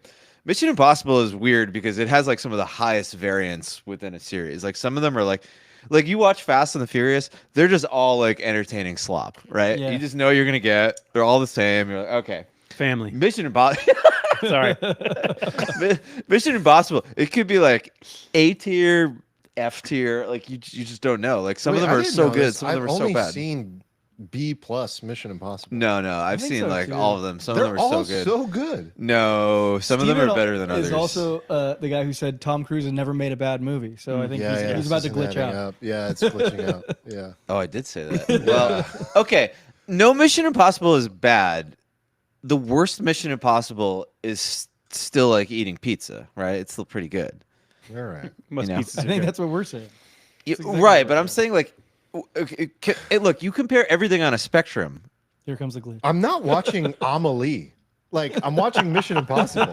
It's not Midnight in not Paris. expecting Yes, Midnight in but Paris. when you yeah. watch Mission Impossible, you expect it to be of a Mission Impossible standard. That becomes the standard. Which the standard now is just incredible stunts, Yeah. which are absolutely I incredible. wanna You should go see watch them Tom just for the Cruise stunts. jump off a cliff and land it. Yeah, and it has that, but it's just like also it's I'm not gonna be the thief of joy for you. Go watch All it. right.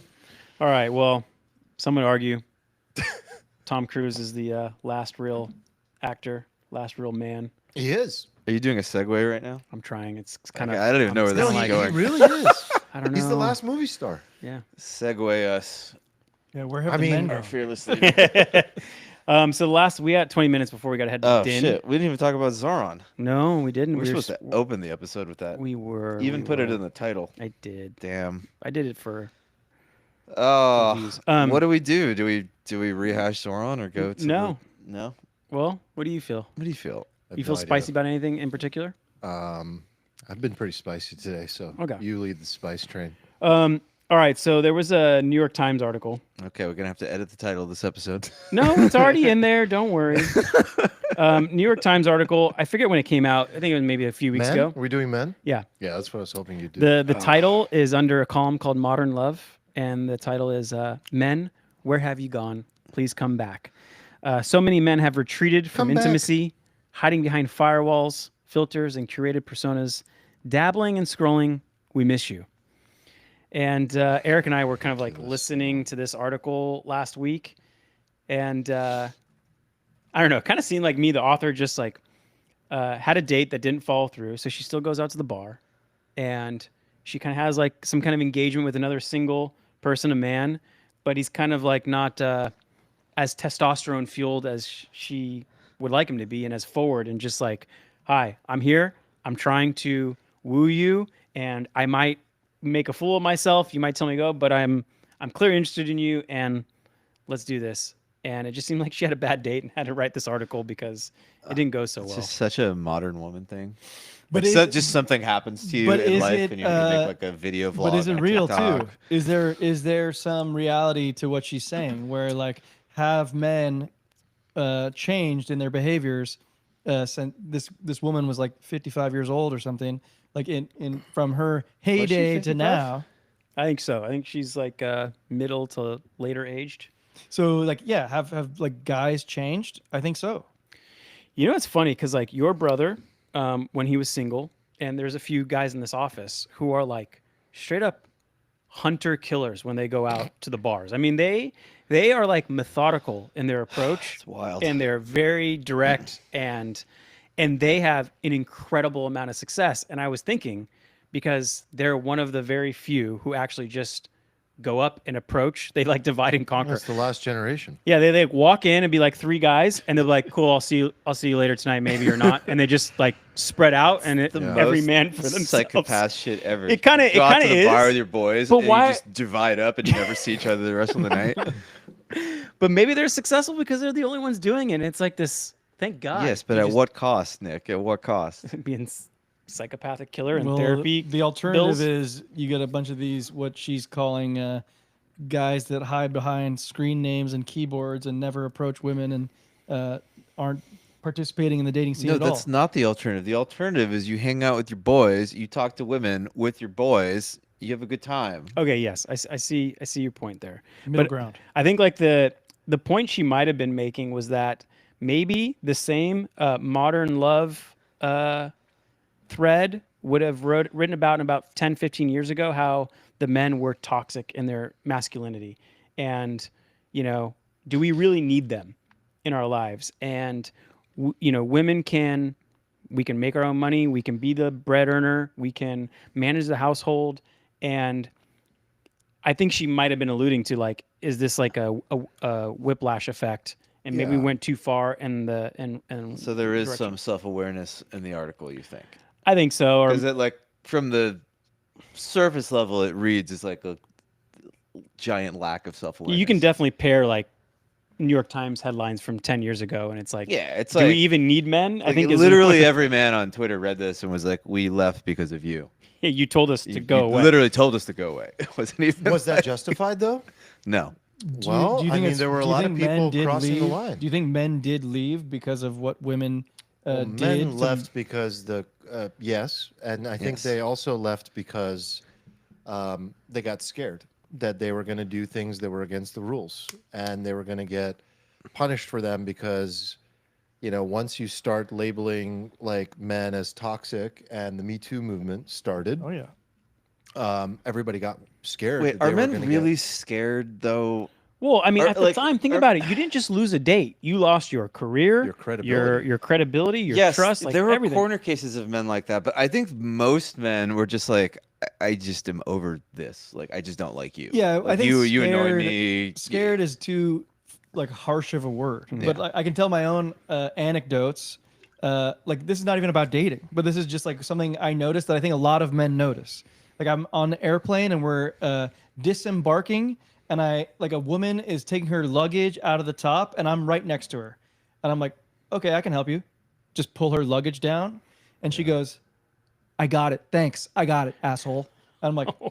Wait, that literally happened to you? Yeah, literally. No, Stop that's it. definitely a thing. Okay, and then That's definitely a and thing. then follow-up story. I'm going into my tennis club, and this is like more recent. I'm going into my tennis club, and a woman is like fiddling with the lock to enter the gate, and she's like having a tough time with it. I'm standing right behind her, and she's like fiddling so hard and fumbling that I'm just like, you got it, right? Like in my mind, I'm just like, okay, so you're an independent woman, you got this. I'm just standing there, and she goes, thanks for your help, asshole.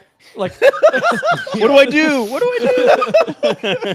Oh, because you're damned either way. because deep down they want the chivalrous, kind, respectful gentleman man, but they've been taught that that's not what they need anymore.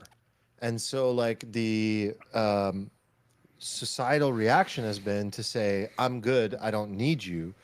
But deep down, of course they need you. And of course we need them. We need them, they need us. That's how life works. We need each other. And it isn't like we need other people. We all do. And I think that this like pushing away was a consequence that had a lot of unintended consequences. And now this is exactly what happened. I find it odd that this author was like 50 something, that she was saying this. Like I would expect this from like, let's say someone in the 30-year-old being like, Yeah. wow, the dating scene is all apps and the guys are socially awkward No, and they because don't. when you're 30, you're still able to like keep the delusion going for many more years. Like when you're 55 and you're dating, Yeah, but you're we're like, also oh, talking about a fuck. previous generation who maybe should be unaffected from all this stuff and still be like, yeah, I opened the door for women. I, like have all these like chivalrous. Nah, dude, gentlemanly 55. behaviors. Like this stuff started like when we were kids. This stuff was well underway. So a 55-year-old woman was dating actively like Yeah. when we were kids. So I think, to her credit, she has the perspective to see the change. Yeah, like she's probably one of the first people to have lived through the whole cycle and like actually have like a retrospective on it. That's accurate. Yeah. I mean, it's a big problem. That's for sure. I But mean, the do you guys pendulum find it swings. in our cohort, like of our friends and acquaintances? Is that like an issue? Oh, we're the last great generation, brother. Hey, World War IIers are still alive, bro. Got to give them a little more credit. But no, I know, but I mean it jokingly, but also serious in the sense that like we're probably the last generation that like knew that it was like what you do. You approach women. You didn't have an app. You just did it. And so even though there's apps now, it's still in your DNA as part of this generation to know what to do if you need to do it. And there's a part of you that still wants to be chivalrous and approach and have a conversation and provide the polarity and the masculinity in a healthy way. What women don't want is toxic masculinity. And I want to also talk about the other side of this argument, that is there was absolutely an unhealthy amount of toxic masculinity that was out of control. Now, it wasn't more out of control than it used to be. It was way worse. It's just that society became more sensitive in a postmodern era toward these types of behaviors and acts and became much more, I guess you'd call it like sensitive and ultimately like sensitive and intolerant of anything that was like over the so-called line, and the line just kept moving and moving and moving to what was acceptable. And the line moves. I think this is a gripe that a lot of guys share, is that like the line moves based on what a guy looks like. So like Salman and his friends are good looking dudes. They can go out there and club a woman and drag her home. It's like that meme with the girl in the office where she's like, "Hey, Karen, looking good today," and she's like, "Thank you." And it's like, "Hey, Karen, looking good today." HR. It's just like know the rules at the top.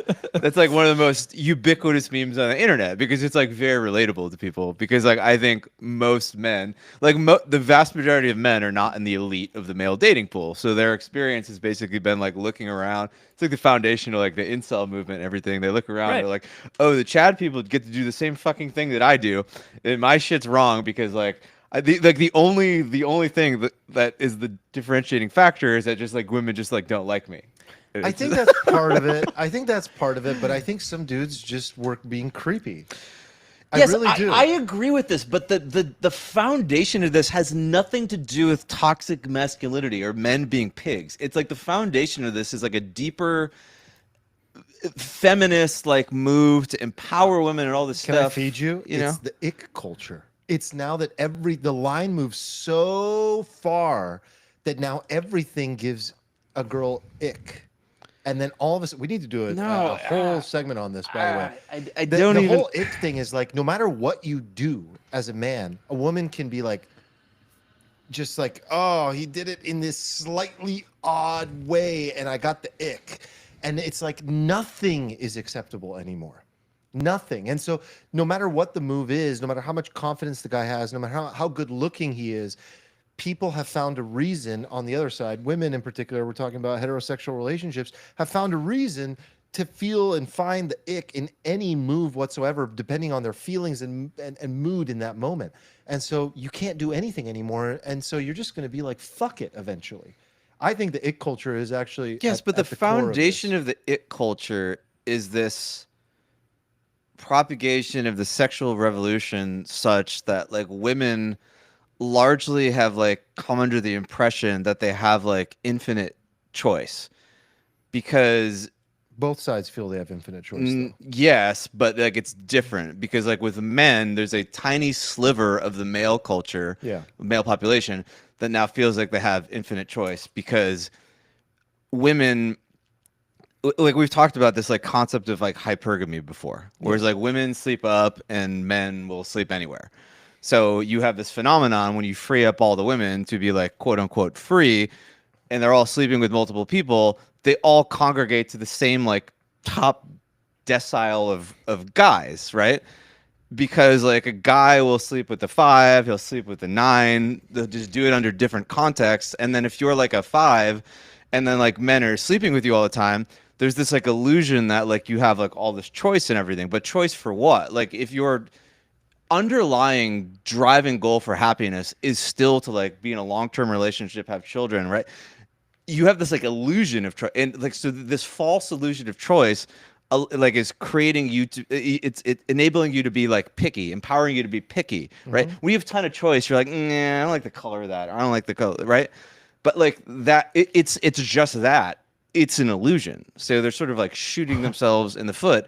And then this is like cheered on by their fellow female compatriots because like the messaging of women like universally everywhere. Like I was having this conversation with a friend the other day. It's like one of the funny differences between like men and women is like if like a bunch of guys were sitting around, a guy was struggling with girls, he'd be like, man, I'm like having a hard time with girls. Like the guys would look at him and be like, bro, you're like broke and you're fat. Like hit the gym and make some fucking money. And then the guy would be like, but then he would like internalize that and get better. Whereas like the female approach to that conversation stereotypically is like, oh, I'm having trouble with guys. They'll be like, it's just because the guys aren't recognizing like the true power of your like in feminine beauty, and it's just like you're perfect just the way you are. Don't change any, right? So it's just like a very different mindset, and it like propagates these sort of like maladaptive behaviors, and then they sort of just like go through the whole population, and then there's like a critical mass where the population takes a step back and starts writing New York Times articles being like, what the hell? What happened? How did we get here?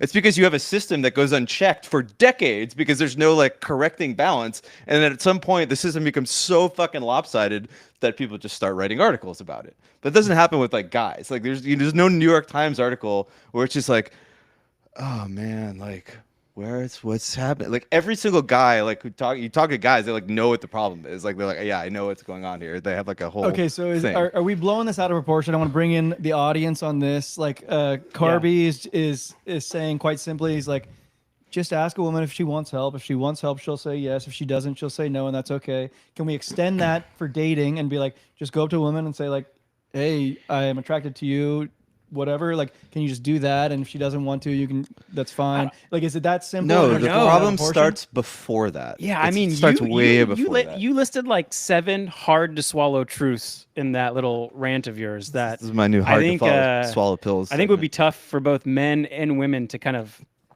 swallow. But and I also think you could be probably right about all of them. Like the simplest one you said was like, oh, men will sleep with anything, but just under different contexts, right? Like they'll go down to like a 4 or 5 and up to a 10 under different a different story. That's one of them. But then you listed off like 7 or 8 that yeah, I mean, I don't know. It tells a pretty good story of how that could happen. I'll throw like another variant of this like theory, which is guys recognize this, right? And there's also this thing of like this generation, it's tougher to make it. If it is about making more money and getting fit, you know, and providing, it's harder to do that now. Like if you look at like probably the simplest metric to exemplify this is, you know, the annual income to a cost of a house ratio, right? That was obviously a generation ago, way smaller. Maybe it was like 4 years of annual income was the cost of a house, and now it's, I don't know, 20. And it's tougher for them to play the masculine role now. And I don't know, I feel like there's a little bit of insecurity about it, you know, in certain generations, and so, especially in maybe younger men, like how the fuck am I going to make it and provide? So, you know, I'll just stay inside and, you know, be with other incels. I totally see this happening. Okay, you see it like qualitatively, or you just think it like this is a logical argument? I actually know like personal anecdotes of guys who are like, how do you expect me? Like they're like single guys and they're not making as much money as you guys, and there's like, I don't see how I could possibly raise a family in my current state. Like I just don't have the income to support that. And you know, if I meet a woman who is wealthy and wants to pursue that, then we can make it work. But you know, it's just like it's not in my cards. And it's That's not tough. it's not in the cards because he perceives that like women won't accept that, which is Well, largely hypergamy probably like thing, a like- correct perception. Yeah. because that's all that like people Yeah, and give off. and your hypergamy like argument like magnifies this, right? If men can see that, oh my God, 80% of women are going to the top decile, like how the fuck do I have a path to become in the top decile, let alone, you know, I'm just trying to be slightly above average in terms of my income and means. And are they just bowing out? Is that why she's not getting what she needs at the bar? I mean, we can definitely see it in the data. I think like the baby making data is clear, and baby making data tells you everything you need to know. That's like the final indicator, right? And if you go downstream, like, okay, most people that make babies are married. Most people that get married need to date for a while. It's not like we're having arranged marriages in most of the Western world. And if you look at most of the Western world, it's just completely fallen off a cliff. And then you look a little more downstream and you see dating is down, relationships are down, people are more lonely, people are online more, and it all just continues like showing itself in the data. And so then you ask yourself like, okay, if you were going to go to the root cause of it and try to solve it, what would you do? Is it just a sign of the times? Is it just like something that where the pendulum will eventually swing because like society, like actually inherently people do want relationship and it's going to solve itself? Or is this only going to get worse? And I don't know if I have like a strong feeling one way or the other, but I do think that these things typically go in cycles.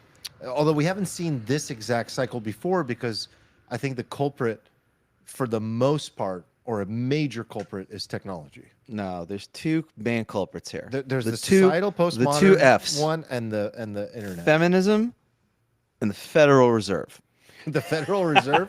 Yes. All right, I see the Federal Reserve part. We agree on the feminism and the postmodern culture. Yes, like there's been a cultural shift in sort of like the perceptions, value sets of women that I think has been largely counterproductive to what I think like actually makes people happy. And you think the other People can is argue just against that. money in my pocket. And Yeah, but Nick's point about economics is very valid and valid. real. People Yeah. don't want to get into relationships and have How babies. you gonna and form a children if they can't. household? You know. But the reason they can't do this is because like we have this like funny money fake system where we just like print money, we juice capital assets, and like you know you've got Zoran probably winning the New York mayoral race, and like one of the crazy things, like if you ran like stats on like what percentage of people under the age of 40 own real estate in Manhattan, it's probably like it's probably so like low. 2% or something. Like it's probably like insanely low. Like people are just locked out of shit, and they're not locked out of shit because of like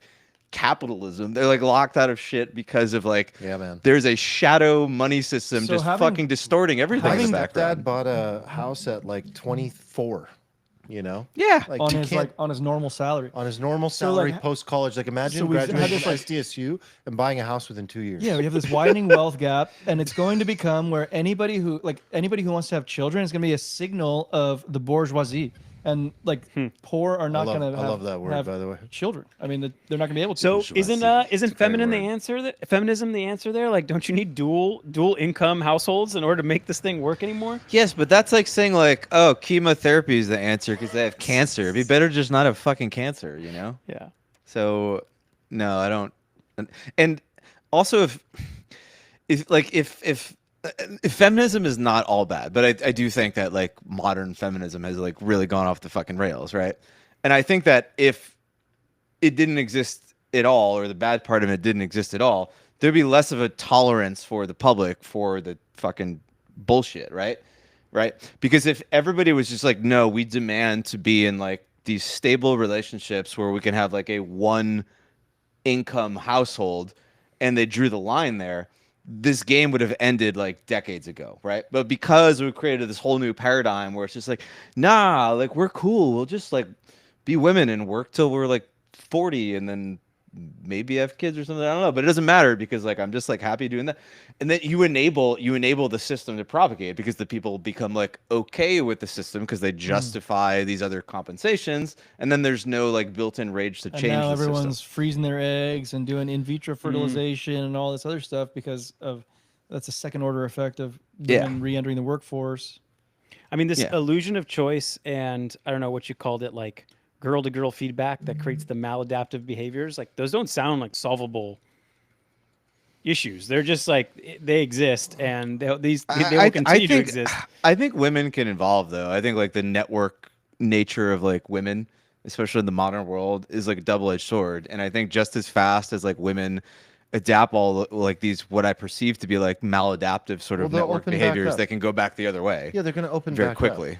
I think obviously extremely self-aware. I see many other examples of women who are like, oh, maybe I do need to be like a little bit more open and available to being approached and make eye contact and do the things that women used to do to like receive attention. And maybe attention's not so bad, and maybe 10% success rate is okay, and like 90% of the guys that approach me might be kind of creepy, but like it's worth it because the 10% could be my future husband. That's the way it used to be, right? Like it was okay to be approached. I mean, like, even 15 years ago, guys, like even when we were growing up, like men were like whistling at women in the streets. Like that is absurd today. You don't see that anymore. Well, why were they doing that? Because we're crazy ass animals. We're animals, and we like to signal our attraction to the opposite or to whatever we're attracted to.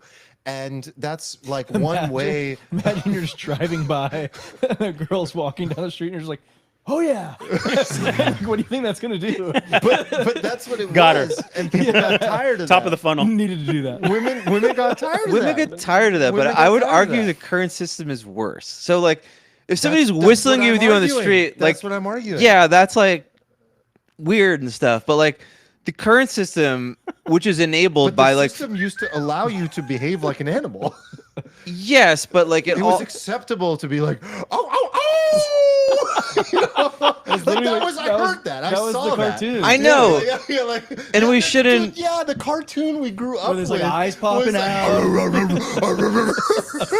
we shouldn't do that. Like animalistic. But like part of the reason people did that was because it was just also just such like a joke. Like you weren't going to get laid doing that. Like the idea of just no, you going weren't out going and to get laid, but you were outletting. You were letting it out. you were outletting, but because like you and knew now like it got suppressed. right. And then we started sitting at home and jerking off alone, and then now there's nothing left to do. Right, but And so they don't know how to approach anymore because they can't say "ow, ow, ow!" Like it's just gone. And like there's a part of the man, in my opinion, like genuinely, I really mean this, that if it doesn't exercise that fucking life force energy of like the desire for the other thing that it is attracted to, that it dies. It genuinely dies, and that's what I think you're seeing happening.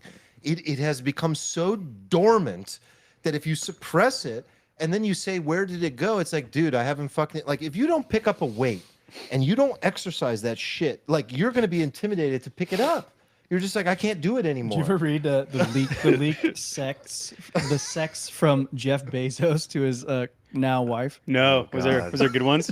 No, it's like talks about what Armand said. He said like, "Hello, alive girl." Alive. Like girl. he just like her presence made him feel alive, like a Wow, man that's instead hot. of a CEO.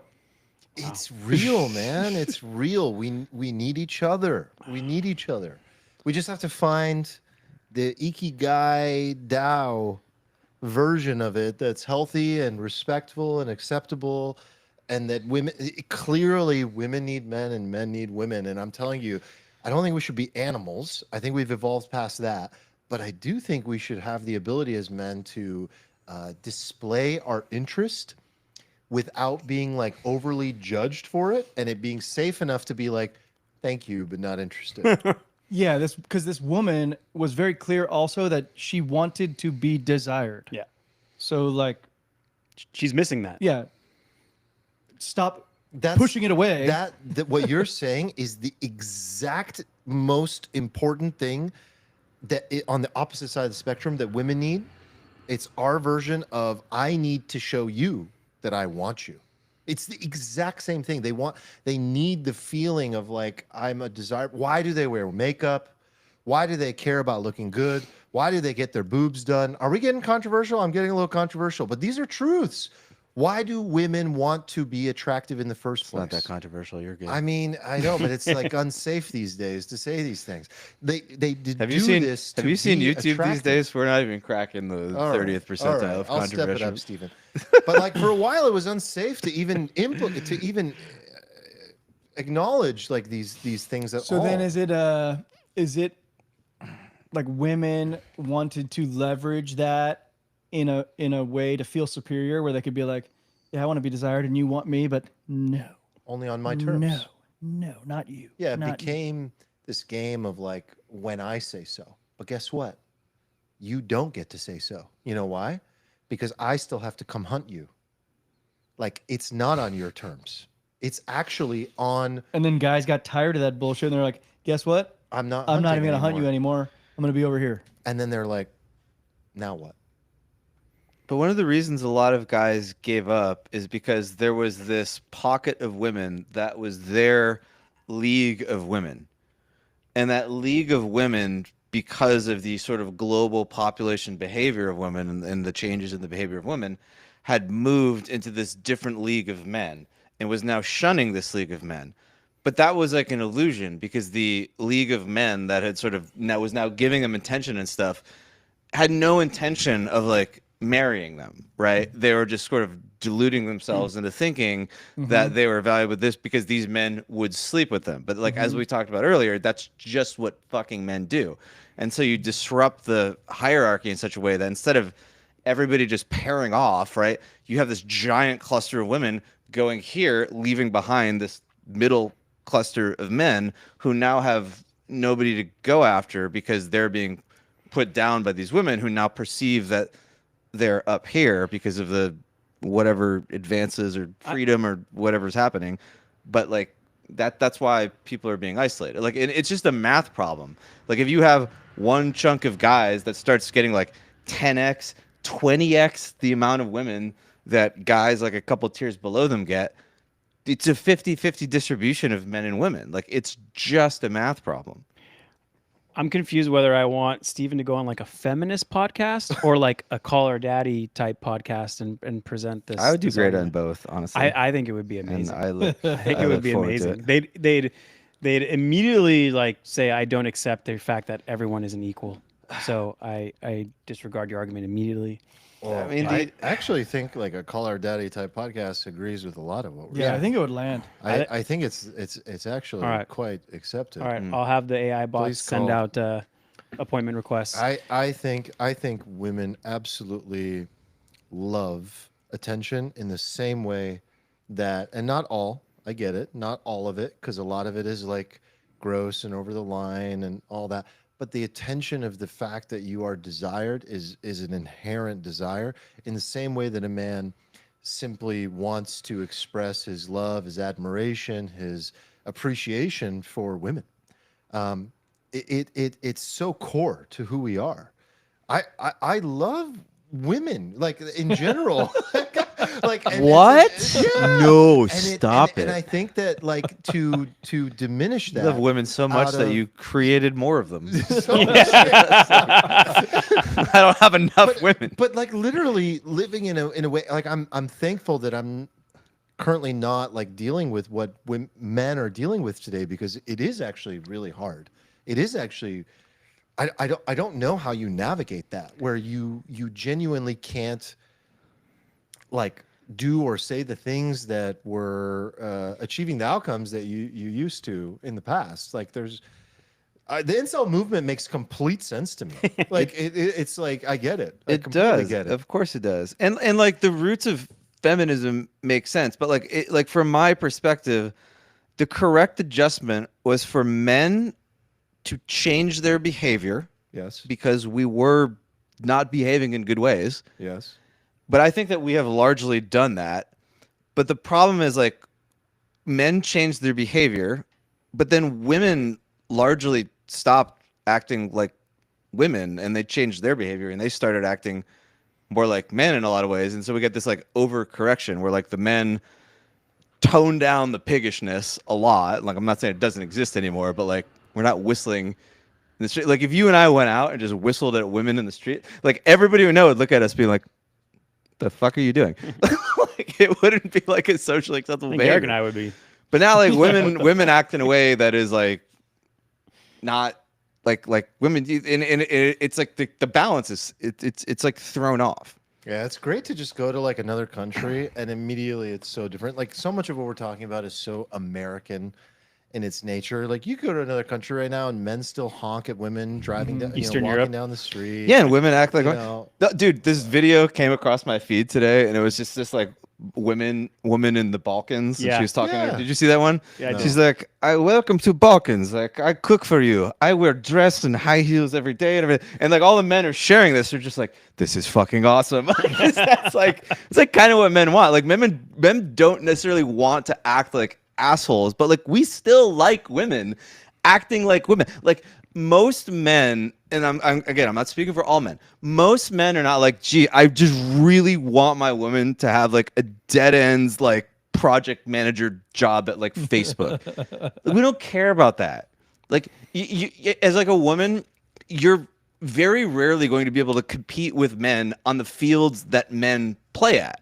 Like, and if you start trying to play in like the male field and we compare you to us, then like we're like, you're just like we don't want you to be like, oh, you're Yeah, just you like don't a wanna worse compete. version. You're I already- like women You're that, already competing with men all day. yeah, like I don't want to do that. But if you're like a woman and you're like doing like woman stuff, like traditionally feminine stuff that I can't do or have no desire to do, then I look at you and go like, oh, this is nice. Like I really like this. But like if you're just like I have a law degree, I'm just like, okay, like most people don't care about that. It doesn't move the needle. Yeah, but that's not a necessity. And like, you know, I think that's fine if they have law degrees and Of course, professions. it's fine, but it's not like a. But according to your theory, they would do it because, like, what if out of all these men that I have options, none of them are good enough for the value that I have that I've been told, and so I need to be able to Yes, support because they're like myself if- valuing themselves like in terms of this male framework of value.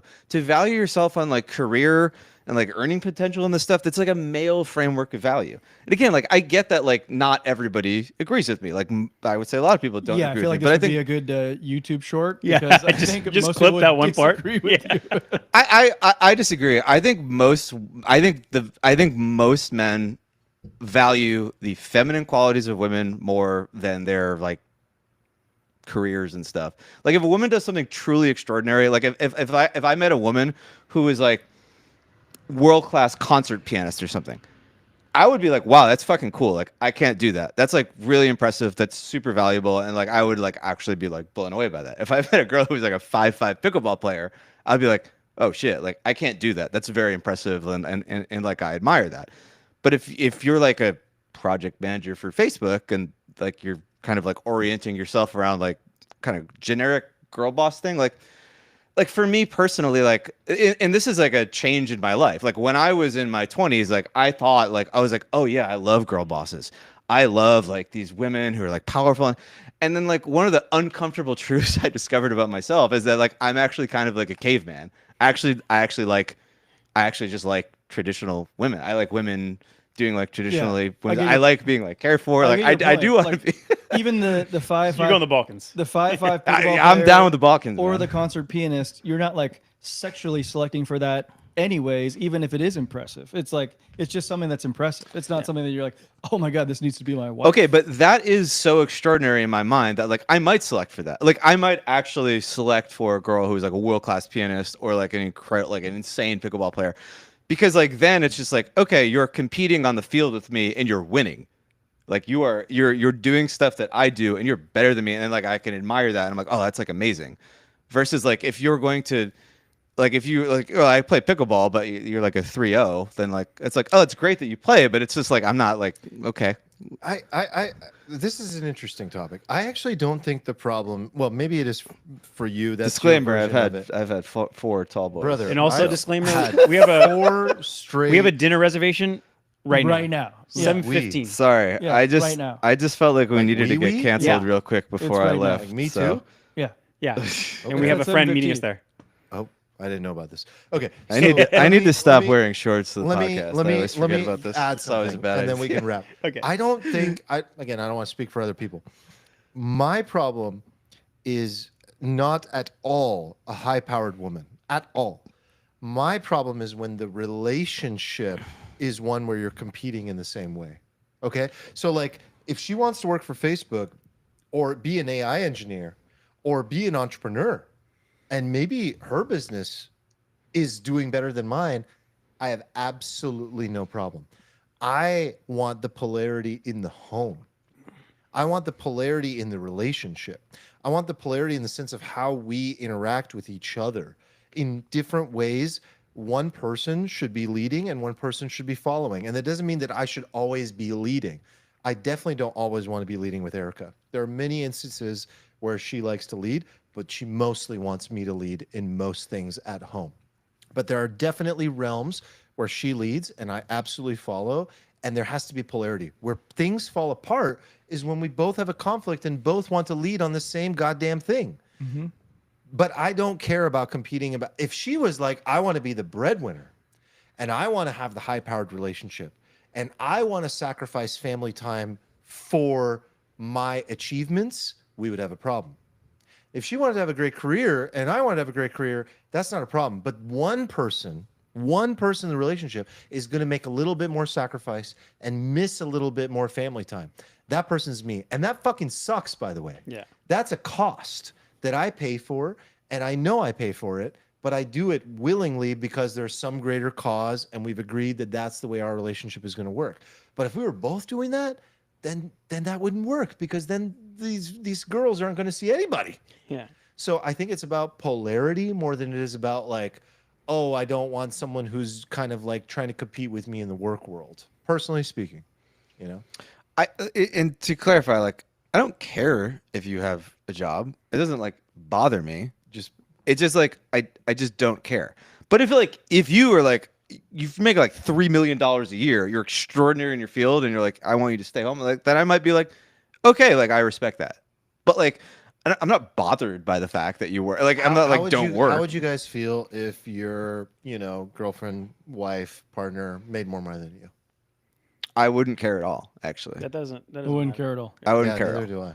I wouldn't care. I'm just saying, like, I'm not. What I'm saying is, I'm not selecting for. Like, I do not care. Like, if I meet a girl and she makes like 150K a year doing like some girl boss job, like, I don't care. Doesn't add anything. It doesn't add anything. I'm not Yeah, I putting agree it with down, but like, I'm just saying, like, if you orient yourself around, and that's like a huge thing. Like, it doesn't move the needle for me. I would rather you be like just more traditionally feminine and do things that move the needle with me. That's just me. I know everybody doesn't agree with me. I just want someone who's doing something. That's what No, people doing stuff. Like, I have to respect you for something. Yeah, exactly. But it's a lot easier for me to respect you for doing like traditionally like feminine things, because it's stuff that I can't do and stuff that is like filling a hole in my life, versus like I'm going to respect you for doing a thing I'm already doing, but you do it like worse than me, and then you don't do any of the other stuff. I'm like, okay, like you're a fine person, but it's like I'm not in love there. That's all I'm saying. Yeah, I get it. Send your hate mail It's a big- to no, it's a big- armand.asadi at yahoo.com. AOL, actually, I still rock my AOL. You guys didn't keep your AOL? I still got one. Great topic. Good stuff, guys. Yeah, Oh, I'm glad we good hit times. on it. Didn't want to go another week. Where are we eating? The place we made a reso We're at going to last week? ladies' night. Okay, I gotta pee. Okay, Let's, I gotta go. Love you guys. Thanks for joining the live chat. See you next Wednesday, 5 p.m. PST Peace. on YouTube. All links are at alfalfapod.com. Like the video if you haven't already, and we'll see you next week. Bye.